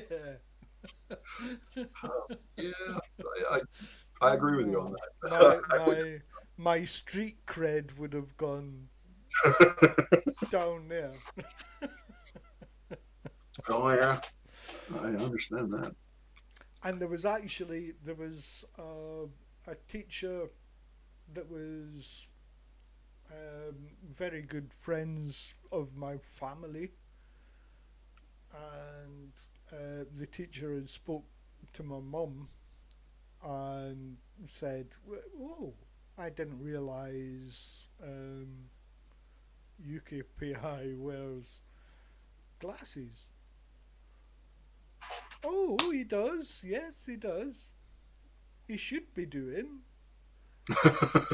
Oh, right. Okay. Well, I'll see that next time in class. And then I was taken up in front of the whole class the next again day. Taken up in front of the whole class, and made to put my glasses on. Oh, that's helpful. Yeah, I thought that was kind of traumatic. I mean, that's why it sits with me just now, is Yeah, because it's fucking traumatic. yeah. Not only are you forced to do something you don't want to do, you're for because of the social implications. You're forced to do it in front of everybody. Mm. So, yeah, I would have, yeah, I would have been pissed. But I guess, oh, Tusk, yeah, Tusk, it doesn't, laser eye surgery does not, in fact, give you laser eyes, sadly enough. But for me, I guess one of the things was talking about defense mechanisms as kids. I the other thing that I am somewhat ashamed of in terms of my mental health is I am a walking cliche. I my A lot of my problems stem from the fact that my parents literally didn't love me enough, probably because of their own mental illnesses, and so I had so my academics were kind of my defense mechanism because my parents, if I did poorly, I got a whole lot of shit and I got a lot of condemnation and just a lot of, why are you my son? That kind of shit. But if I did well, then they seemed pleased and I didn't get that rest of that other stuff. I didn't get praise. They just seemed pleased and I didn't, I wasn't shat upon. And so I did well in order to keep that at bay. So that was my academics were my. Thankfully, I was naturally gifted, particularly in that regard, at that level, and so it was easier for me to do it. But I threw myself into my academics so that my parents would get off my back, essentially. Yeah. So that was my sort of defense mechanism. Yeah. Well, unfortunately for me, well, because my schooling was uh, crap. I've learned everything on the outside of it. I class myself as decently um, intelligent. Uh, I might not be educated to a certain level, but I've learned all I have to learn to get me through life. Yeah, and oddly enough, and this is something that a lot of people didn't understand when I told them this. I would frequently refer to myself as stupid as growing up, and even going through grad school, I would refer to myself as stupid, and people would be like, "What the fuck are you talking about? You're in grad school. You can't be stupid." And the thing is, um, when you're around, the problem was I felt stupid with relation to everyone around me. So I was constantly surrounded by people who are highly intelligent, and I just felt like a moron in comparison to them. And I felt like I was bad at math, even though I'm not, because I couldn't do the math they were doing, and I couldn't do the math that I wanted in order to get through that sort of my career of choice. And so I'd get down on myself for my intelligence, my ability to do math, which objectively was ridiculous. But it's just, I think a lot of it is in relation to who you most are mostly around, the group of people that you associate with.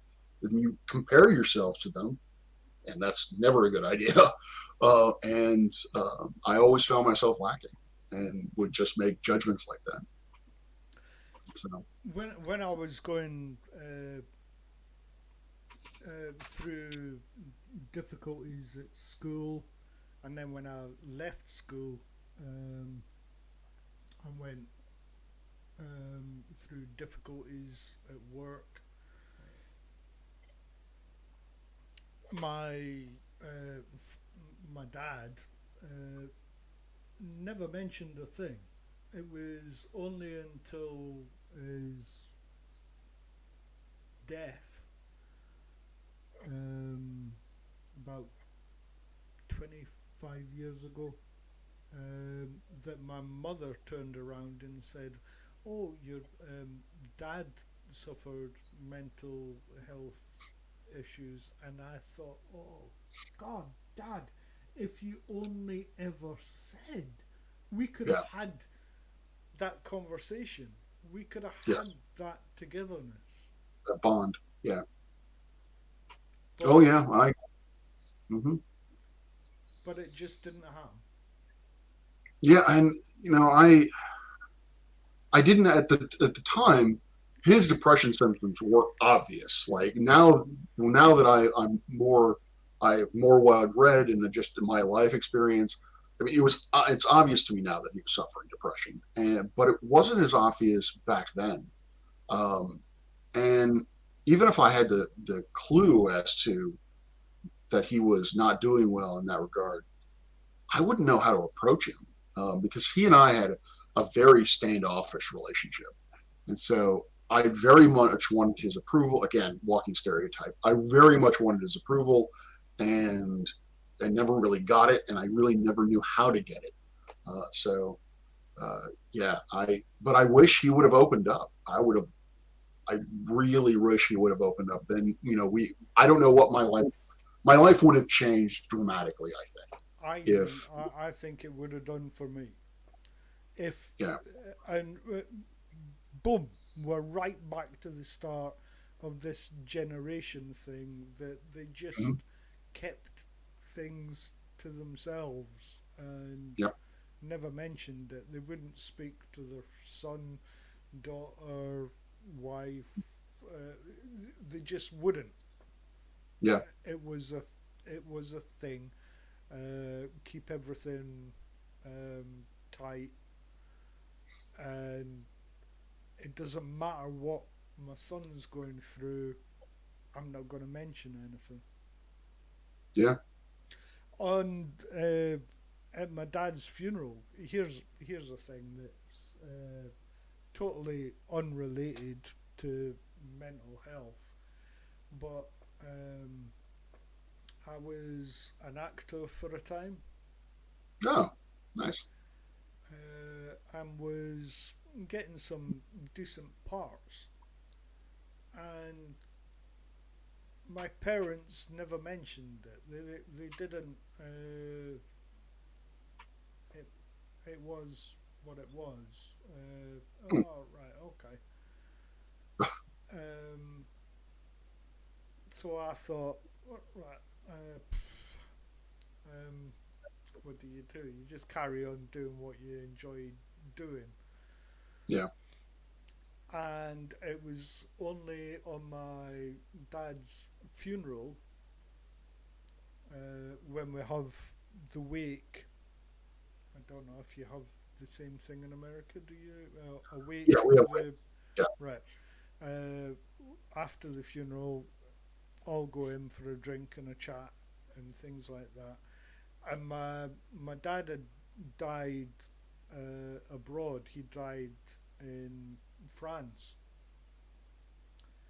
working for a French company, and the French company had come over for the wake, and they're all standing in the corner of this bar, and I walk up to just say thank you for coming, and they turned around and said, "Oh, you must be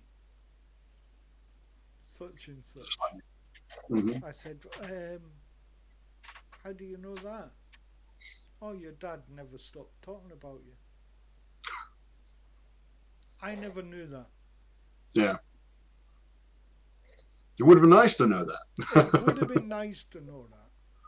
While Yeah. he was still alive, it would have been lovely, because that would have hmm given me a little bit of a boost, a little bit of something. But no, no, he told everybody else, just not me. And I had to wait until he was in his coffin until I found that out, that my dad actually was proud. Nice. And that's all I was looking for. But I was looking for that pride when he was alive. I wasn't Yeah. looking for the pride when he's gone. You know what I mean? Yeah. It's nice that to find that out, but it's I'm with you. All I wanted my father to tell me was that he was proud of me. Never happened. My mother used to brag about me, uh, but not in a good way. She really didn't have a very good relationship with her sisters, and so their and their children became their weapons. And so we would be, look at what my kid is doing, and your kid is, shit. Your kid is failing out of school. Mine is at the IB program. It's like it wasn't because she was proud of me. It was because she had something to hold over her sisters and her sisters' kids. Um, and it's like, great, thanks. You're not proud of me exactly. You're just using me to flex on your sister. That's fantastic. Um, but I don't know about you. One of the things that's becoming, speaking of fathers, one of the things that's worrying me is, you always hear people become their parents later in life, and Yeah. that's all well and good. Except I saw my father's life at the end of his life, and I don't want it. He didn't have any friends.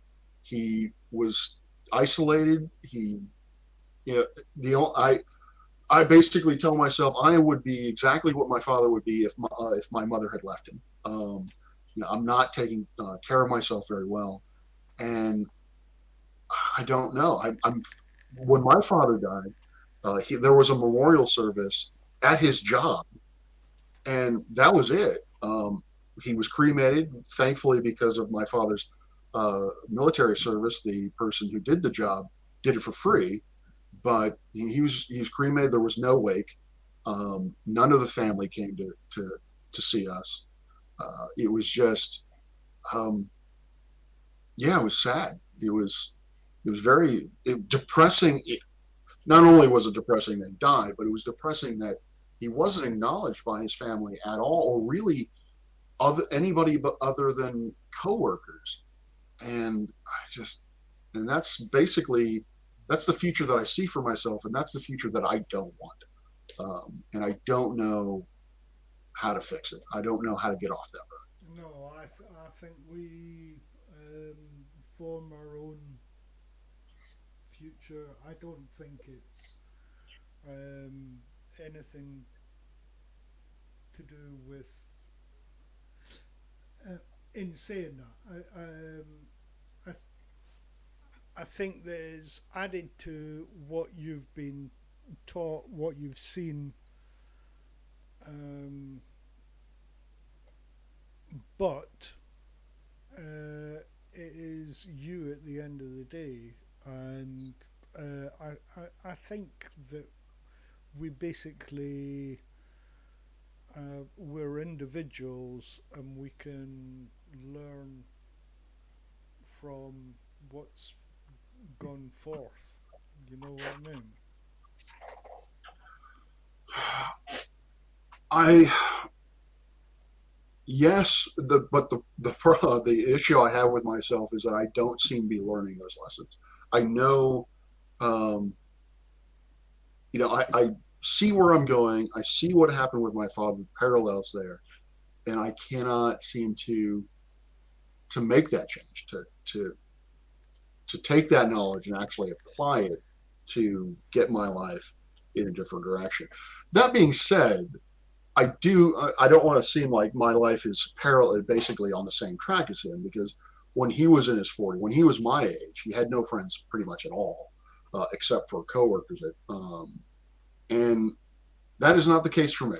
I do have a few friends. Granted, they're all remote. Some of them are in the UK, but friends I've made in the states, they're in different states. So, Wow, but you've made a new one here, Rob. Put it that I way. appreciate that. Same here. Same here. Um, and so in that sense, I have not done what my father has done. I have taken things in a different direction, and because I know that, uh, or I want to have a more active social life later in life than my father did, and so I've taken those steps to do it.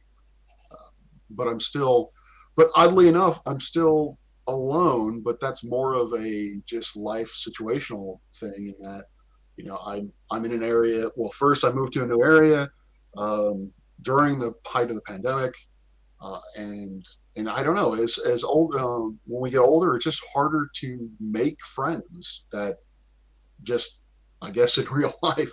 Um, so I don't know. I'm Well, very much very he- alone. here's the thing, Rob. Falling in love with yourself and loving your own company is, I think, half the battle. Yes, yes, I fully agree with that. At this point, I am resigned to my own company. I certainly don't love myself, but I am now. There are periods where the loneliness really bothers me. But for the most part, there are times when I'm actually happy to be alone because my time is my own. I can do whatever the hell I want to. Um, I'm not beholden really to anyone other than my work commitments. Uh, so, um, so yeah, I do try to look at on the bright side of being alone. But You, I you agree. you've always got to look at the pluses because hey, why look at the minuses? We're we are individuals and we have no one to answer to but ourselves. And if anything goes wrong with our lives or what we do, then you've only got one person to blame, haven't you? Yeah, pretty much. There we all have influences as to what will affect our behavior, but ultimately, at the end of the day, we make our own choices.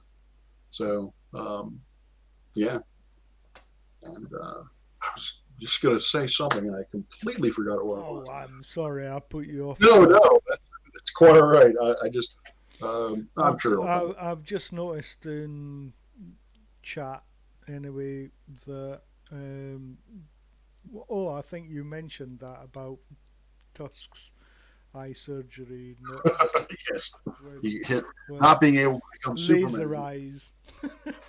Yes, Now, here's the thing. I was actually oh, my uh, cat's coming down. uh, Sorry, cat's I coming down. was told by my optometrist that I could get laser eye surgery, but because of my age, my eyes would deteriorate anyway.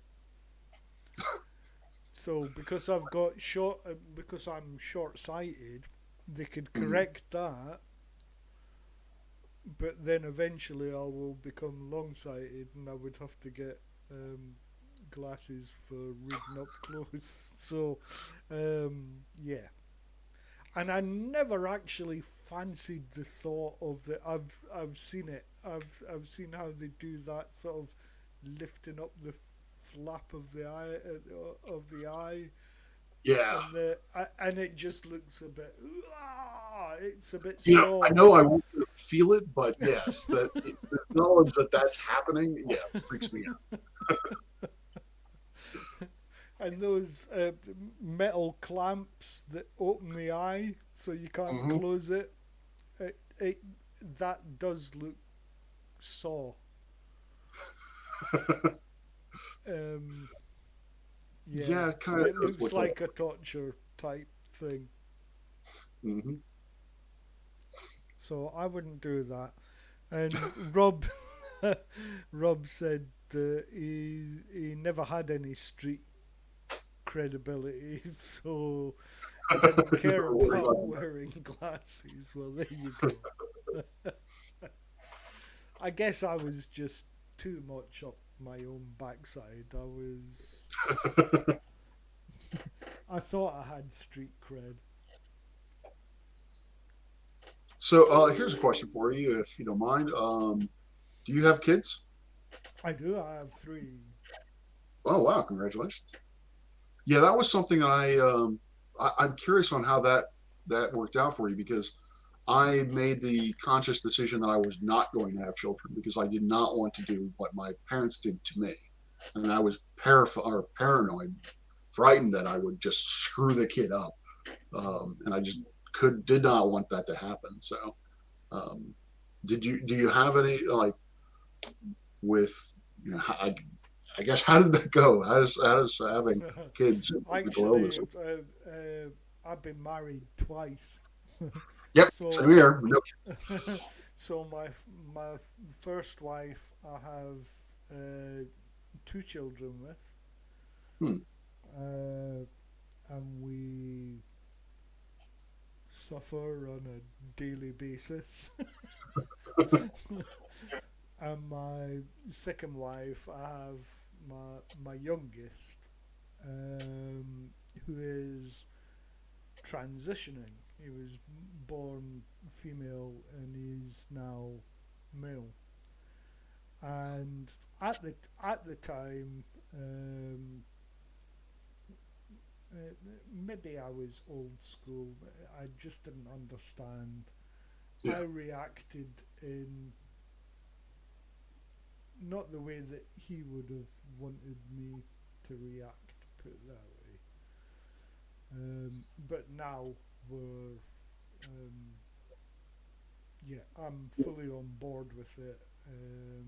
It is what it is, and Hmm. I've been completely open with all my kids about my mental. If they want to approach me and ask me about anything to do with my mental health issues, then I'm as open as I would be to anyone, basically. I think it Yeah. makes me a more. It might not make me a better dad, but it makes me a more approachable dad. Mm. They don't have to hide anything from me, and they know It's good. I would be worried when I was thinking, about children. Obviously been married twice, not married now. Obviously, my relationships, my romantic relationships, have never worked out really. And one of the reasons for that is because of my emotional volatility and because of my anger. And so, Borderline personality disorder is known for that sort of you can't be with someone for the simple fact that you attach um, too much and then can't let go. yeah, But one of my sorry, carry on, Rob. oh no, it's actually oddly enough one of the which is one of the reasons why BPD diagnosis is kind of up in the air with me is I would actually emotionally detach. I would uh, I would just fall into myself and just not let that person in. Um, and so, but I was also paranoid. I was also paranoid they would leave. Um, and it was one of these, and this actually is kind of it's beyond the scope of romantic relationships. Is I would have a negative. I would think, okay, if I do this, if I commit this to something, I'm going to screw it up. I'm going to fail. So the better action is to not commit to doing it. And so and I applied that to relationships of, if I let this person see who I truly am, they're going to hate me. And so it would be better if I just kept to myself and just kind of wrote it out. And unfortunately, that's obviously the wrong thing to do. Um, and so but with kids, it would be the same. I would be afraid that, particularly with the anger, particularly with the way that I just rage out. I've never hit anyone. As far as I know, I've never really taken it out on anyone. But it's there, and if you're in a room with somebody who's just violently angry, even if it's not directed at you, that affects you. That can be traumatizing. And I did not want that to be a part of any of my children's lives. So I was like, no, I'm not going to do it. So I much respect for being able to raise kids and have it work out, because yeah, that's not something I think I can do.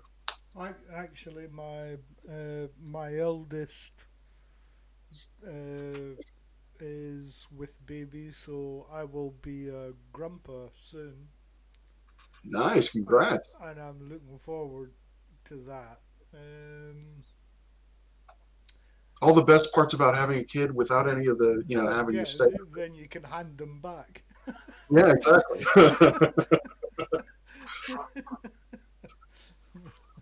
Exactly. Oh, it Um, just dropped the load. Here you go. Change them. but yeah, I've been as open as I can be with my kids, and no, anger never came into it really with the kids. If anything, they, my up times when I was flying, um, they used to turn around and say, "Oh, doesn't Dad? Isn't Dad funny?" Yeah. So it was, yeah, because I was just like a child. Mm. So they got that. They understood um, the childlike quality that I had within myself as well. Oh, excellent. Yeah, I have periods of being up. It's not they're not very often. My One of the reasons why I've been diagnosed bipolar, even though from a aesthetic point of view, I don't understand why it's called bipolar in my case, because it's unipolar. I primarily am depressed, and then occasionally I'll get slightly up. Like basically, I'll be able to be very productive for a day or two, where I'll just do a whole lot of work, I'll clean the house, do whatever, and then I'll just fall back into that sort of depression again.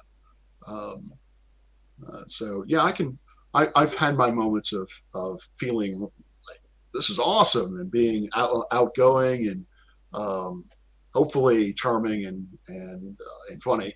Um, so, but yeah, but I, for the most part, that doesn't quite happen for me at Yeah. all. We've got a comment here from Rob Slide saying, sorry to make a funny, but how How big is big's it? her dander? India mother's reference. I'm not. Do you understand? Do you get that? Nope, nope. No, that's gone over my head, Rob. Sorry. Yeah, I don't understand the reference, and I don't know who India Mothers is, No, or no. what have you. It's gone complete concord over my head. Hmm. And yes, my kitty is. Both my kitties have been wandering around. That one, Luna, decides to. If you see, it seems like I'm in the middle of an earthquake. It's because Luna has decided to jump down from Mattress Mountain onto my table and shake everything. So, um, yeah, she seems to, as most cats are prone to do. If I'm trying to sit down at a desk with a computer, she has to be a part of it. She So, has to. so you're a cat person, Rob, are you? I am very much of a cat person. I do like dogs. I just, it's kind of like the grandpa thing. I love dogs, but I want to give them back. I don't want to actually, I don't want to take care of them. I just Take want them to, for a walk and yeah, oh exactly. god, that's too much Uh, exercise.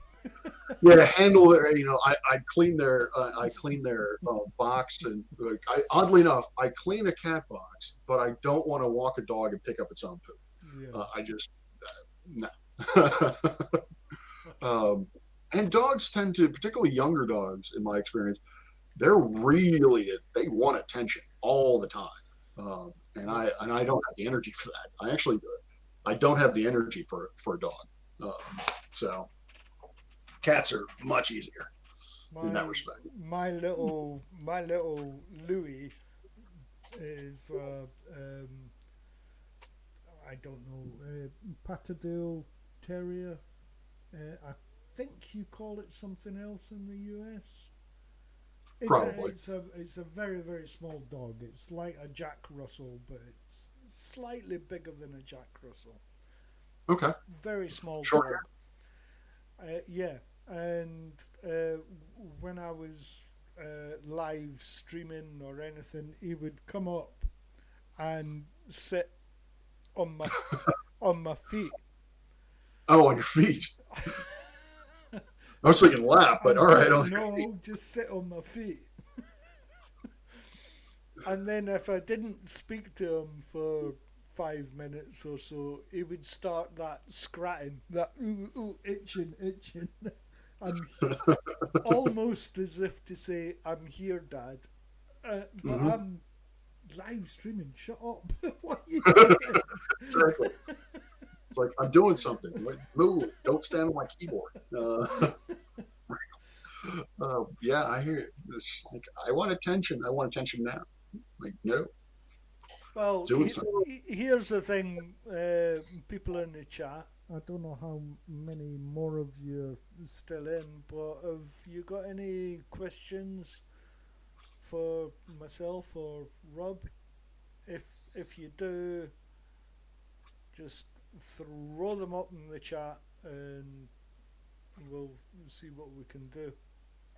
Yeah, I'd be very curious if what people's thoughts on mental illness are. And I've had a few conversations with Tusk and Ed about that mental illness, and but I would, yeah, if you guys have any questions, I'm certainly experienced in ways of therapy, meds, hospitals, pretty much, at least all from the state side. As I've only as no, I hmm? as I said at the very start of this, this is the disclaimer. We're not medically Oh yeah, doing we're not professional. anything. We're just going by personal experience. Yeah,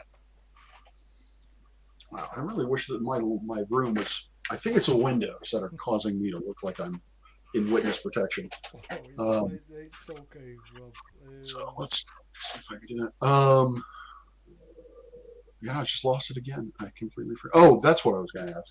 One of the things that I wanted to do, or I still want to do, is to have a sort of an international live stream where we have folks representing multiple countries, because I would be who will have issues with mental health. Because I'm curious to know, because I've been around the block with the mental illness system in the States.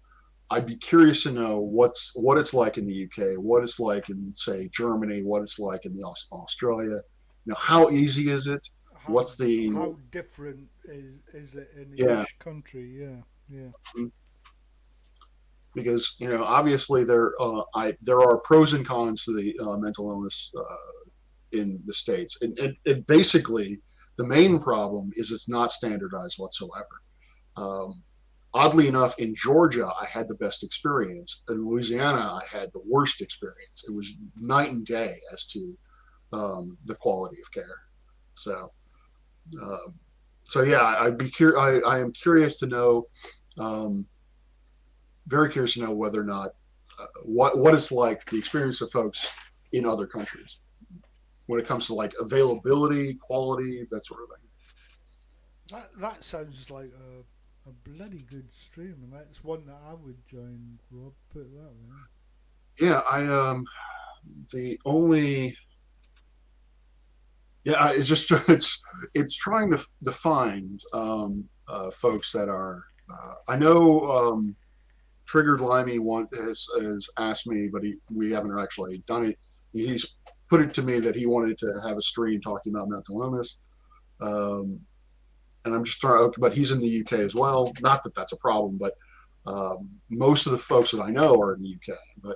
And so I don't know too many creators or folks that are outside of the UK to get more of an international sort of perspective. But yeah, if anyone in the chat or anyone who watches this is interested in joining, um, being in the UK or whatever, I would love to have that sort of the conversation that's focused on quality of care and how the care is done. Oh well, here's a question coming in from Ed. Do Mm-hmm. you guys have safe foods or soft drinks you struggling with food Food, hydration at hydration time. times? What do you say to that? It's interesting, or it's kind of um, I've been thinking about that a lot, actually, particularly recently. It comes and goes when it comes to my mind. My diet is crap. It's absolute. I eat out all the time. It's just absolute, just dog shit that I eat Uh, and drink. Ditto. I drink sodas. I don't drink water all the time, and I know intellectually um, that is contributing to my mood. That is contributing to my poor mood. It contributes to my low energy, which means I'm not as productive as I want, and downward cycle and all that. So yeah, I don't have any safe foods, or I always eat like crap regardless of my mood. Occasionally, if I'm in a good mood, I'll start drinking more water, but food wise, I eat the same all the time. Um, so Yeah, so yeah. I'm pretty much the same. I've got some foods that I always go back on. They're my comfort foods. Yes. Um, if I'm not eating properly, I will have a maybe a carbonara or something. It's normally a pasta dish or something like Mm-hmm. that that's easy to make Yeah. and it's comfort food. Oh yeah. Yeah. I've only recently done this within the last couple of years, but if I feel really um, if I'm feeling really bad, I will actually go and get some ice cream. I know not to buy it and bring it into the house because I would probably eat it all the time, but it's sort of a treat for me that, well, in a way, a treat. If I'm feeling really shitty, but I have the energy to actually get out of the house, I will go get ice cream. Um, so, Oh, it would be absolutely brilliant if you could join, and maybe yeah, maybe we could have quite a little discussion going on, because everyone's got their own um, individual stories, haven't they? Really, yeah, um, and ditto.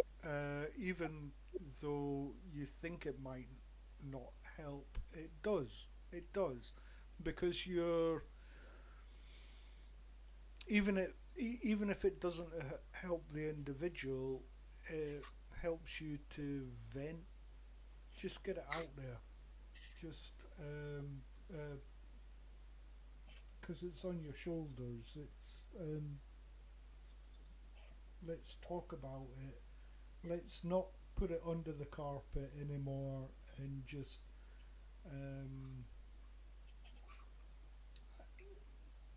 Yeah, it's nice. be adult about it.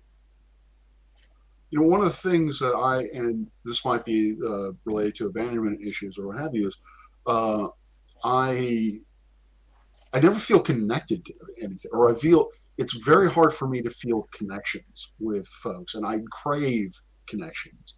And so, yeah, doing it, talking about it, and all that, it's sort of like forming a community um, that with like-minded folks that kind of understand one another. So, um, yeah, I would love it if that came on, or we had a different stream or what have you. I think you should do that, or we should combine and do that. I think it's important that um, the message gets out there, and people are supporting each other. We've also got another message from it asking whether or not you use um, SAD lamps, sad lamps, Oh yeah, she was telling me in about the that. winter months, I because it's seasonal disorder, affected this isn't work. it? Yeah. Um, I do not. For one reason, has never really occurred to me because uh, I have never noticed my mood being seasonal. I feel like I feel depressed year round. But I also know that um, regardless of seasonal, certain lighting conditions can actually improve mood. But I've never really gone into it. I've never really looked into it to try to use it. I certainly the seasons do change my disorder quite dramatically, really. And I think it's the dark nights, the heaviness of uh, the rain, and the dampness, and so I can see how that could actually help people. I could see that. Yeah. And the other thing, it just occurred to me that I do have to preface that by saying I'm a I'm a Southerner, so my latitude range for where I've lived is down from 30 to, this is as far north as I've ever lived, and I think it's 38 degrees north. So when it comes to seasonal changes, it's quite the opposite, in the sense that my summers are much longer and much hotter than my winters. So I've never really experienced a dark, extended winter before. So it might be because of that I've never really Well, noticed a seasonal change. I live in Scotland, and enough said. Yeah, I can imagine. Um, yeah, When it gets dark, it gets dark. When it gets light, it's light. I, yeah, I just I've not I can say that I've never experienced what I would imagine you experience in Scotland, particularly during the winter. Um, so it could very well be that my and actually I don't know if I want to. I don't want to run that experiment. Oh Uh, no, you want to? No, you need to come to Scotland at some point. It's a oh, I yes, I will be coming to it's a Scotland at some point. beautiful country. Oh yeah, I've been wanting to visit the British Isles and Ireland for pretty much since I was in high school. Um, I just I love the people, I love the culture, and yes, it's going to happen. It's just whether or not I can get the time and more importantly get the money to do it right. Well, So we will make that happen, Rob. We will make that happen. that would be awesome. I appreciate that. We need to get you across to Scotland just to show you how beautiful this actual uh, little part of the UK is. It is absolutely gorgeous. Yeah, I've talked to Ed and Tusk about it, and Tusk is well, used to put out videos where he would bike around, and yeah, I would love to see it. Particularly, from my understanding, the Northern Highlands are or northern portions are just absolutely gorgeous. If you go from the lowlands, which is where myself, Et, and Tusk live, if you drive uh, maybe half an hour, you are in mountainous terrain with every animal you can think of just walking across. Uh, Big stags and everything. It's absolutely wow. You can't imagine the transition, and it's only within half an hour of where I drive. Yeah, that's nothing. That is not something I've ever experienced. Because yeah, there's in this. I've also lived in primarily urban environments, and so and even when I go out in the country, I really there's not a lot of wilderness in the places that I've heard. If you go to Montana or somewhere in the American northwest, you can possibly get that experience, but I've never seen it. Mm. Particularly, never seen that sort of quick transition Oh, from urban to and it's absolutely wilderness. amazing. Because Lowlands, Scotland, Glasgow, Edinburgh, Stirling, um, all sitting in the Lowlands, very urbanised. Uh, as I say, within half an hour, uh, there's nobody there. There's just you. There's just you and a stag and a golden eagle. Nice. It's quite the most amazing backdrop. It's um, that's why I love Scotland, basically. Yeah, I think I just it occurred to me that think the reason why I have not experienced that around here is because once you get out of the city, it's all farmland. So it's all in a sense it's while it's not urban, it's been tamed. It's been cultivated. You don't have any wood, really a lot of woods, and um, any animal life is in pens. So you don't get a lot of the wild stags or birds flying out there. So uh, yeah, so I think what Aberdeen is the That's northernmost. that's very north. Yeah. That's very north. Okay, that's the biggest northern town that I know of in Oh Scotland. The city. no, the most northernly you can go is Wick, I believe, Wick. Okay. and it has an airport. That's the most northernly, but Aberdeen we tend not to go to because it's kind of it's kind of a shipping port and very much into oil rigs and things. So the people there are let's just say they're on the rougher side of All right. nice. You know what I Very, mean? very what we refer to like blue collar workers. Mm. Yeah. Um, Roughnecks is what we call folks who work on the oil rigs or oil refineries.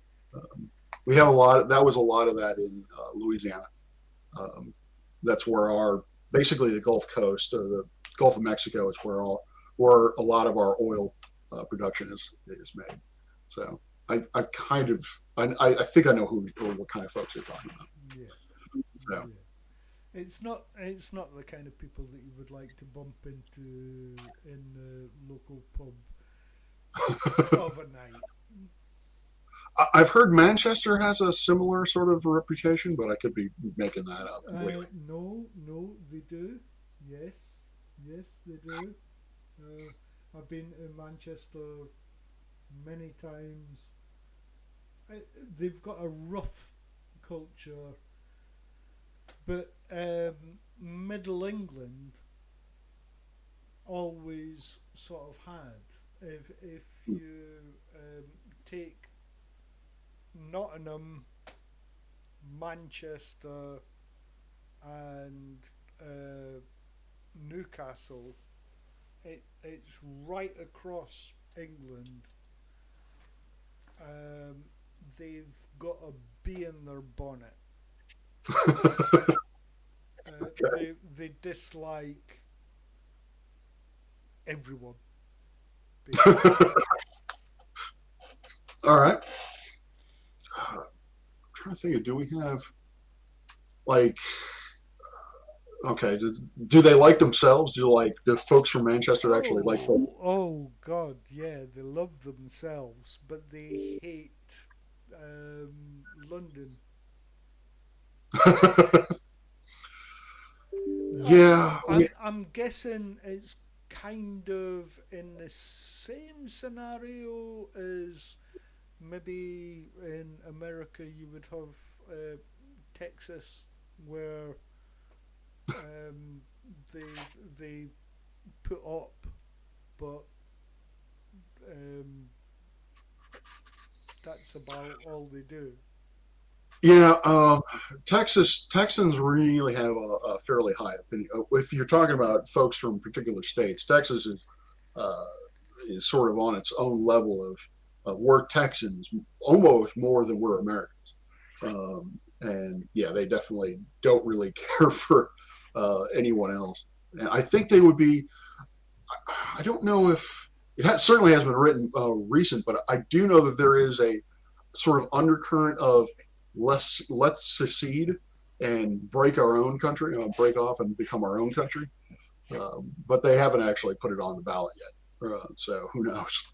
But yeah, they kind of do have that sort of attitude. But for the in the U.S., it's more of a divide of um, coastal elites, as they would call them. People in New York, people in California. A lot of people in the middle of the country basically think of them as hoity-toity, kind of just ultra liberal, looking down their noses at folks, and so we have that sort of mentality. That's the large sort of mentality that we have here. So. Right. What's Ed been saying? She's been quite vocal in the chat. She has. She wants me to come over apparently, so I can say hi. And yeah, she has family in Liverpool, if I remember correctly. Um, or Polish. You can't say. Oh, and Poland. Oh yeah, she also has Polish relatives. That's right. I remember that as well. Shakespeare, come and have a go. All Shakespeare. right. I do love me some Billy Shake. Uh, As my old mate Shakespeare used to say, can I get. come and have a go Oh, if it's in eh, your heart. oh, see, you've caught me on that one, and I'm a bit of a Shakespeare buff. Ah, I've read a good number of his plays, but I have not. There are a lot of, particularly his histories, that I have not read, like Henry V, Richard III. I've never read for some reason. Or Henry V, yeah, Henry V, Richard III. Well, I did do when I went to drama school. Um, I did the Hamlet soliloquy. Yeah, that's of the plays that I've read. That's certainly my favorite. So yeah, and yet again, because we're talking about what we're talking about, it's kind of close to my heart. I Yep. thought I could do it quite well, and yeah, I did. I think I did it quite, and I got into drama school because of it. Yeah. Oh wow. Yeah, I anything. Sadly enough, most things artistic are uh, basically beyond me. If I I just it just escapes me. I don't know. I can't hold a tune. I can't play an instrument. I certainly can't draw. So yeah, I haven't even tried my hand at acting, so I can't imagine how bad I would be at that. It's just that's a mindset, or that's a kind of a yeah mindset that I just do not have for some reason. Um, just that kind of creative, inspiring or inspirational sort of to look at nothing and make something of it. I just don't have that mind for it. I think that's I basically I think that's what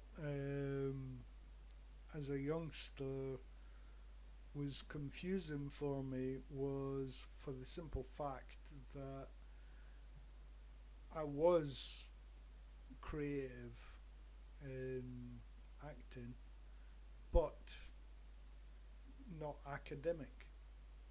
Mm, And I think that that's what differentiated me um, from other people, if you know what I mean. yes. And it was a way of me um, pushing out my persona, my um, I'm looking for the You words. expressing yourself, yeah. Looking for the words. Expressing myself. Yeah. Yeah, yeah. That was something I struggled with, particularly as a youth. Is I have or had no um, real way to express myself in any way, which is probably why I got into role playing games. I like Dungeons and Dragons and stuff like that. That's as closest as I've ever gotten to acting in any way. With that, I can, there's a, when you play those kind of games, you can express yourself in what kind of characters you play, or if you're running the game, what kind of adventures you create, what kind of worlds you create. And that was the only time that it's the only way I've really ever been able to express myself and express kind of the shit that I think about and feel. So I envy those folks that can actually do that, can express themselves creatively. Yeah. Well. Yeah. Because acting for me was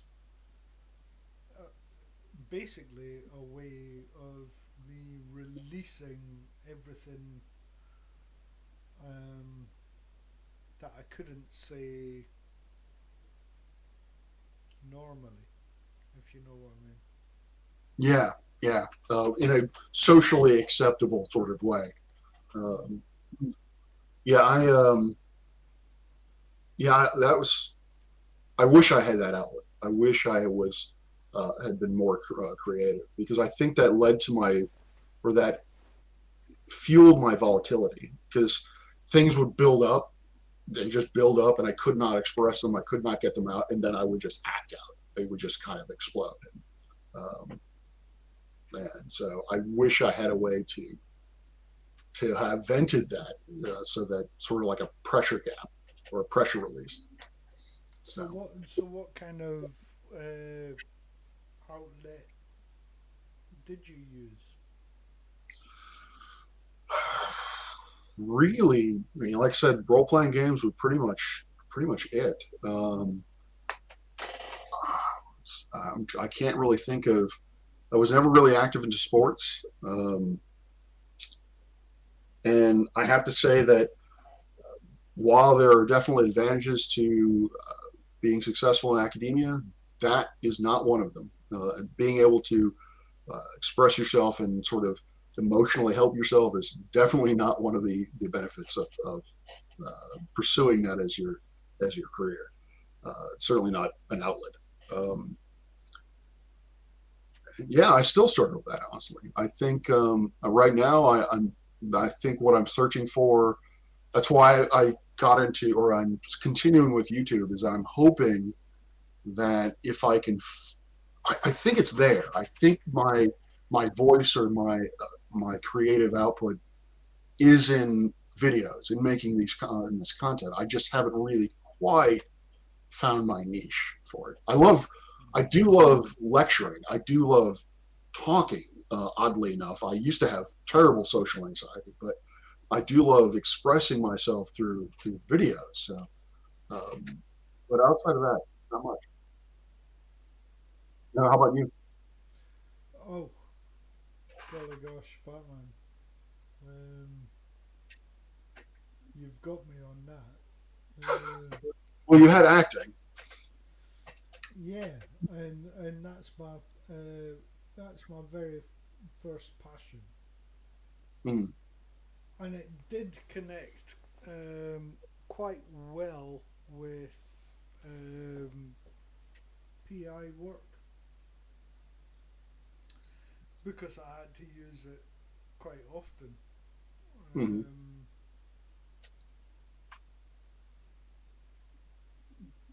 but this whole YouTube thing, although it's great, although it's brilliant and I love it, is bloody. It's so stressful. It's unbelievable. yeah, yeah. Again, it's one of those things where, um, going back to, I don't do things because I think I'll be crap at them. I don't put out certain bits of content because, one, they would be work intensive, and two, I just can't see them succeeding, so I don't do it. And I think that if I actually put more energy into YouTube, my stress levels would definitely get higher. Because right now, my biggest stress is simply my subscriber count, which obviously, almost all YouTubers, that's a point of stress. But Yeah. right now, that's my only point of stress with YouTube is just getting the word out and getting myself seen. So, um, yeah, I sort of Right. understand. Tusk just said something, but I can't quite read it. Argue for your limitations, and sure enough, they're yours. Richard Bach. I don't know who Richard Bach is. I know who Richard Bachman is a pseudonym, but argue for your limitations. So is that something that he said? Yeah, that's a quotation. Oddly, I don't think I fully grasp the meaning of that one. Argue for your limitations, and sure enough, they're yours. Um, but he was also saying that Londoners love themselves too much, which, yeah, city like New Yorkers are similar. New Yorkers love themselves Yeah. a bit too much, but Well, um, that's something from every town, isn't it? From every city, from every county, from every um, part of the UK or even America? Is that not just a thing that you say, well, my town's better than everywhere else. It's all right. Yeah.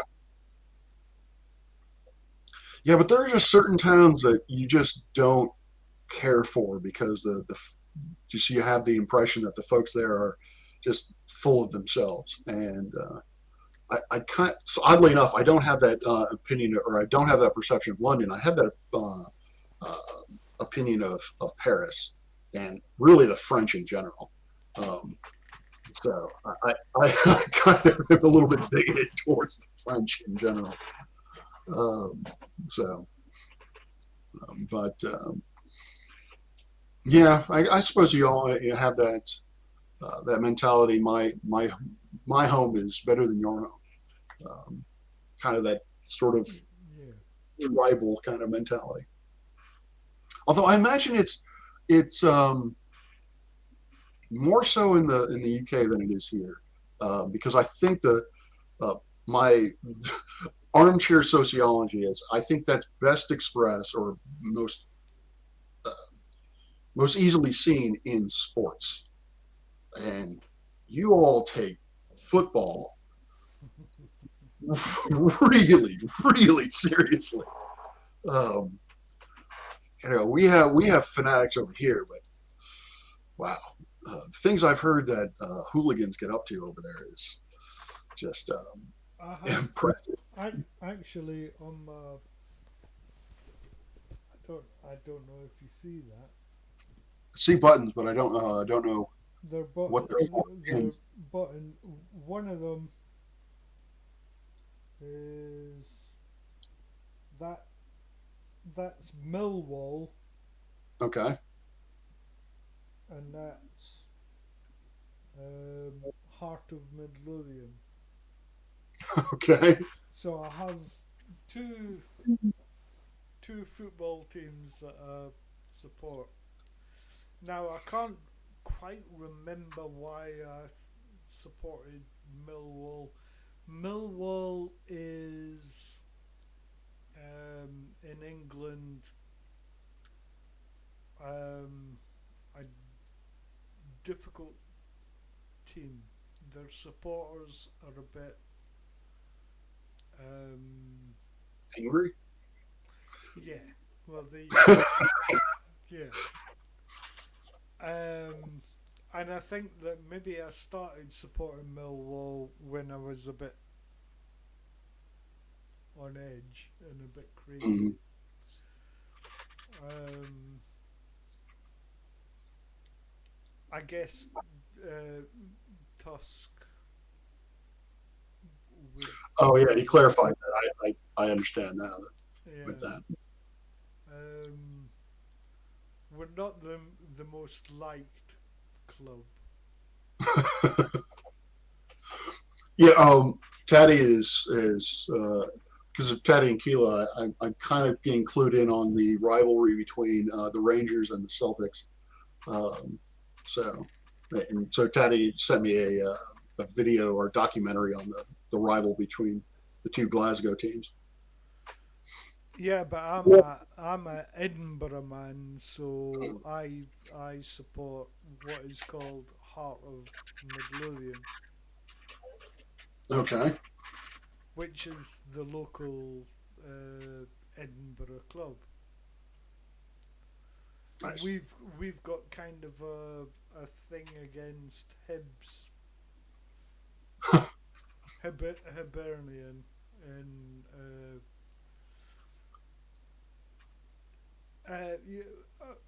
Americans wouldn't understand the kind of volatile type thing that goes on. It, it's um, it's bonkers. It is crazy. Yeah, we have. I would imagine that we have diehard fans, and we have fans that if like for example, if you're a Yankees fan, they find out baseball. If you're a Yankees fan and you find out someone roots for the Red Sox, they won't even talk to them, but or they'll get into fights with them. But generally speaking, that is not the that is not something that Yeah. most fans are quite to. So yeah, I would imagine that we really have no idea what's going on over there. Unfortunately, football in the UK is primarily based on "I hate you" and I will do everything to um, um, put you down and put you away. I'm Yeah. sure you've seen it on the news in America, the way that English football fans work. Mm-hmm.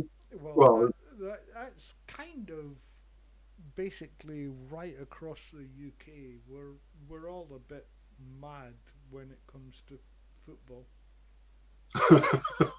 yeah, Rob Sly saying football is 25 people standing on a big green rectangle and watch 5,000 people fight.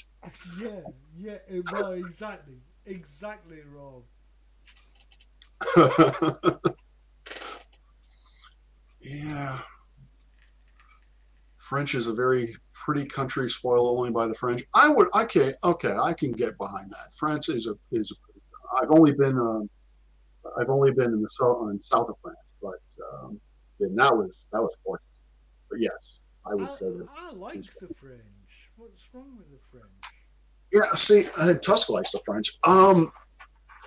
The French that I've encountered, and this is almost exclusive, and oddly enough, it also extends to the French Canadians. They're just dour. They're just they don't seem to be very happy, and they just seem to be irritated at a whole bunch, just everybody. They are incredibly rude, as a general rule that I've encountered. Um, What have you been to Canada? I have on occasions. I've been to Canada. Canada bugs me. I will say this: of all the countries that I've been to, and I'm not a world traveler, but of all the countries I've been to, Canada was the only one where I felt strange because it's like a bizarro United States. It's really similar to the United States, but it's not. There are just like you'll just wander around and then you'll see these minor changes like the signs are in the speed limit is in kilometers rather than miles. The most notable thing that really kind of freaked me out is I was driving through a section of Vancouver and I get into this neighborhood and I look around and I'm like, this is the cleanest neighborhood I have ever seen. And there are just random people with balloons walking around, you know, whites, Asians, or whatever. They're just happy and just walking around. I'm like, what the fuck is this? Yeah. It was just really strange and kind of uncomfortable. But yeah, I've been to Canada. Most exactly. Um, Yeah, backwoods places in the states don't bother me as much as what going into Canada. I don't know what it is. It's Oh just the yeah, similarity. it's a bit yeah. When I went to Toronto during the day, it's kind of like a tourist destination.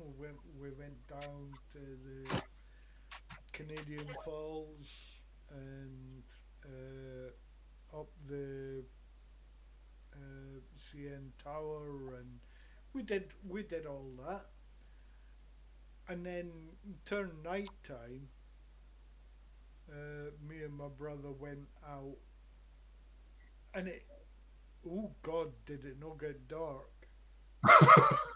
It's full of prostitutes and stuff right along the bloody street, Yeah, and I've heard that about Toronto. Is that Toronto can get a little bit mean, it particularly in gets the it gets a bit weird at night. Put it that way. night. Yeah, I've only been to western parts of Canada. Not. I've never been to Toronto or Montreal. Um, I've Most of my interactions with Canadians have actually been through collaborators, basically folks from other universities who have come over. Um, and yeah, other Canadians, it's odd because most Canadians follow the stereotype. They're very pleasant. They don't they're just kind, happy people. People from Quebec can bite my ass. They just come up to me and be like, "How dare you vote for this person? Your money sucks." I'm like, unprovoked. They will just walk up to me, and I had literally had a guy come up to me and be like, "Why is your money shitty? Why does your money look like shit?" I'm like, I A, I don't know what you're talking about, and two, who are you? Like, I don't really know you, and why are you bringing this? Why are you complaining that to me? Because it's green. It's just completely green. Apparently, Yeah, it's ugly. I'm like, so yeah, it's a French beautiful, Canadian. it's a beautiful country, but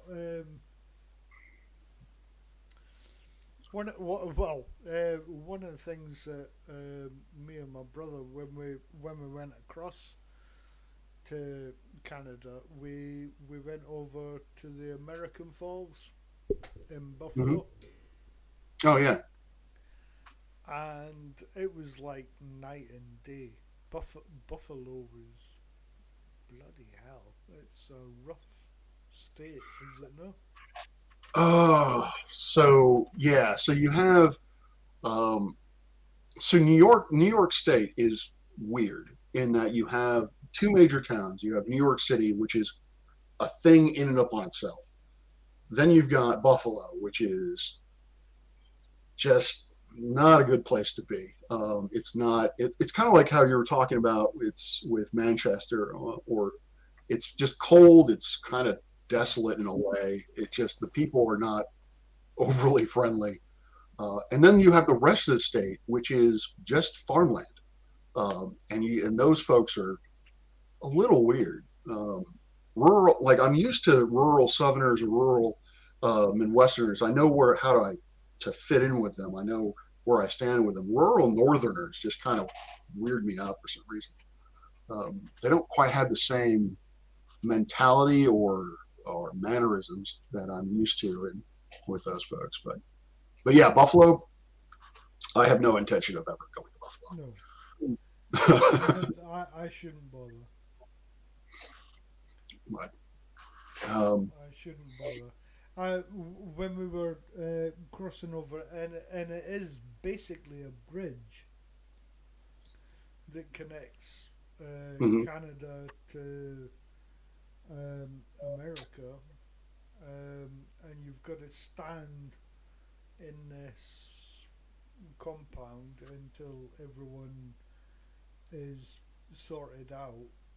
And there's this fella turned up to me and my brother, black suit, black tie, white shirt, looked as if he was going to a funeral, but um, That reminds me of a good Rancid song, but go ahead. and he asked, "Right, where have you come from?" And we said, "Well, Scotland."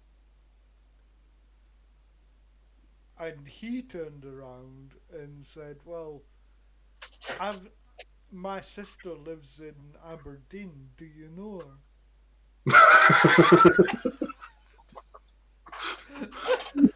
Yeah, everyone. It's so small that everyone knows each It was incredible, incredible. He honestly thought that it was like some sort of little village at the top of the UK, but other.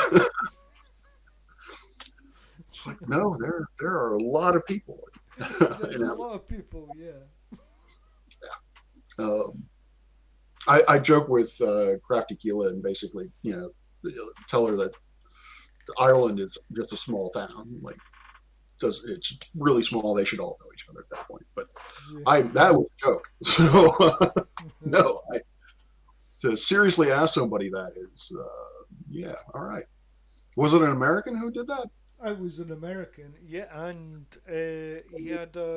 um, he had a pouch in his pocket. It was bulging, so he was carrying. It was a guy. It was, ooh, oh God. You got to remember that most people in the UK haven't seen people with guns and stuff like that. Oh yeah, yeah. So when we do see that, um, yeah, we think about it slightly seriously. We go, oh, mm. Fantastic. Well, at it, least he. Mhm. it's just not a thing in the UK. Oh yeah, I can imagine. And really, if if I'm honest and I had my way, it really shouldn't be a thing here. But or I don't think it should be a thing here. But I don't have. That's an entirely different conversation. But it it it's it is honestly uncommon enough, or at least in the places that I've lived, that it's uncommon enough that when I do see folks open carry, basically have a pistol on their hip, I get worried. It makes me nervous as well, because I think the mentality that I perceive them to have is if they want a weapon that close to them, then they want to use that weapon. They're looking for any excuse to pull that thing and use it. And it just, I'm just worried that something will provoke them enough to actually do so. So, um, And and has it not been used far too much anyway? Certainly, looking at um, certain videos that I watch, the police body cam videos and things, and I see them using it's deadly weapons. yes, They're putting these people. That's it. That's they're. Well, you can't ask them why they've done that anymore because you've just fucking killed them. yes, It's gone down. we have, Um, yeah, we have a systematic problem with weapons in this or guns in this country, both from the policing side and uh, from a criminal side. Particularly, we, as far as I know, the United States may not be unique, but it certainly is the predominant in mass shootings. We have mass shooters that I still haven't figured out. But the worst one was the most glaring, the most glaring civilian shooting that was ridiculously handled was the Rittenhouse. I don't know if you know who. I think his name is Ryan Rittenhouse. He's a white kid, 18 years old. There was a protest, might have been BLM, Black Lives Matter, oh and then yes, yeah, yeah. there I was remember. a counter protest by whites, and he just straight up and shot people.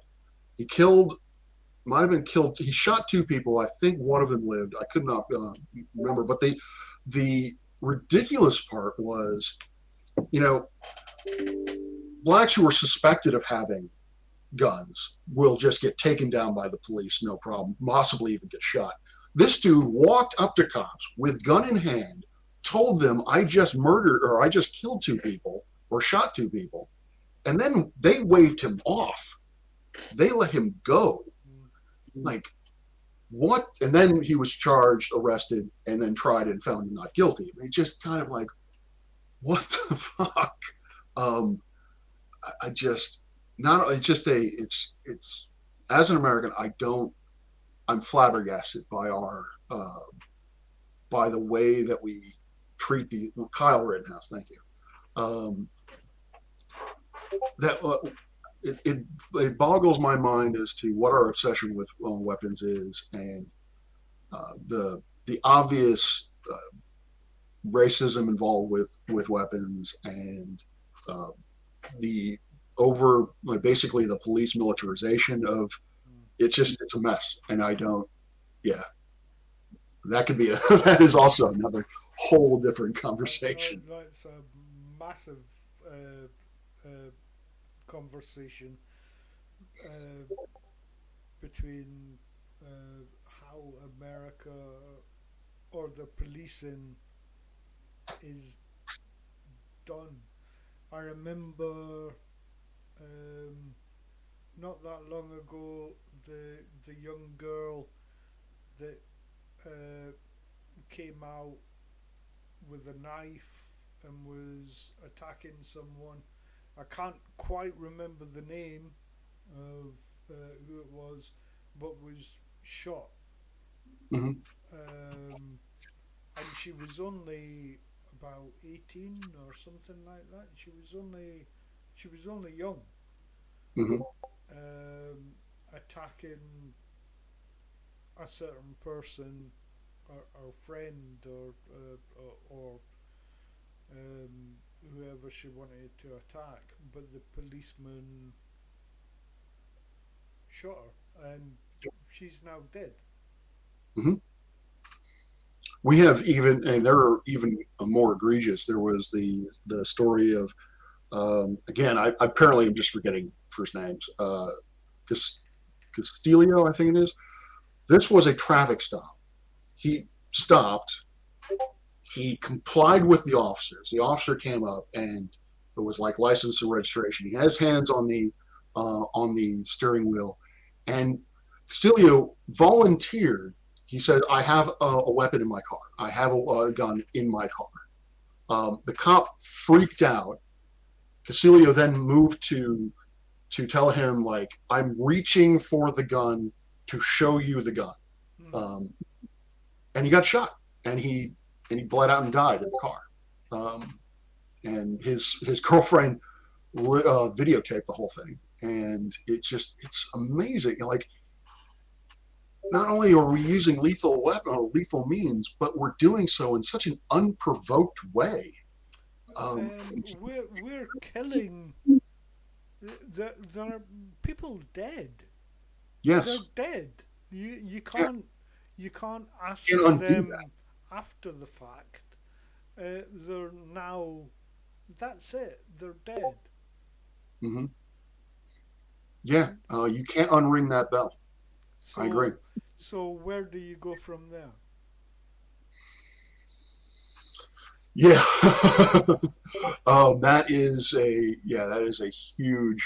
that is a huge conversation, which unfortunately I'm gonna is getting to be about my dinner time, so I'm gonna Yeah, have to I'm now I'm out. go- I'm gonna knock out very very soon.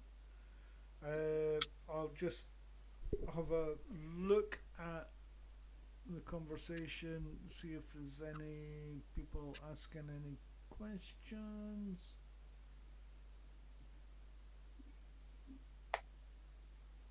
Um,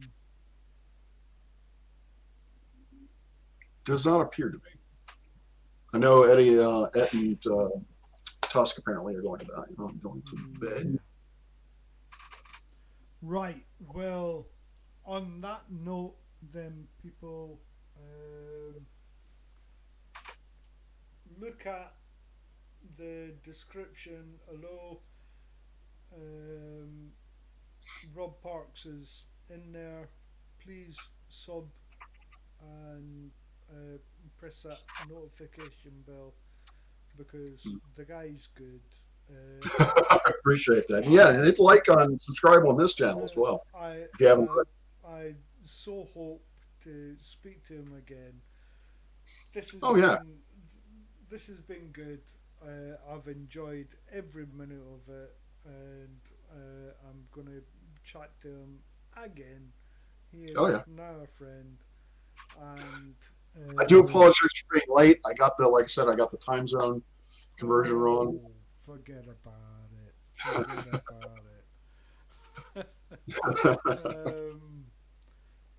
please, Rob, plug yourself on your Yeah, way out.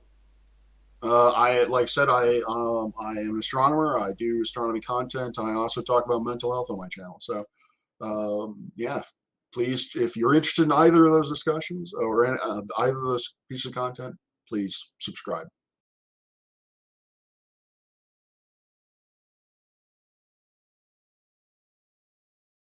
UK, I would be interested in. I would be open to actually having a sort of a weekly show, or maybe bi-weekly, monthly show, or whatever, where we discuss mental health and have folks on and talk about it. I would be open for that if you would be interested in doing that. All right, we'll chat about it then. All right. Yes.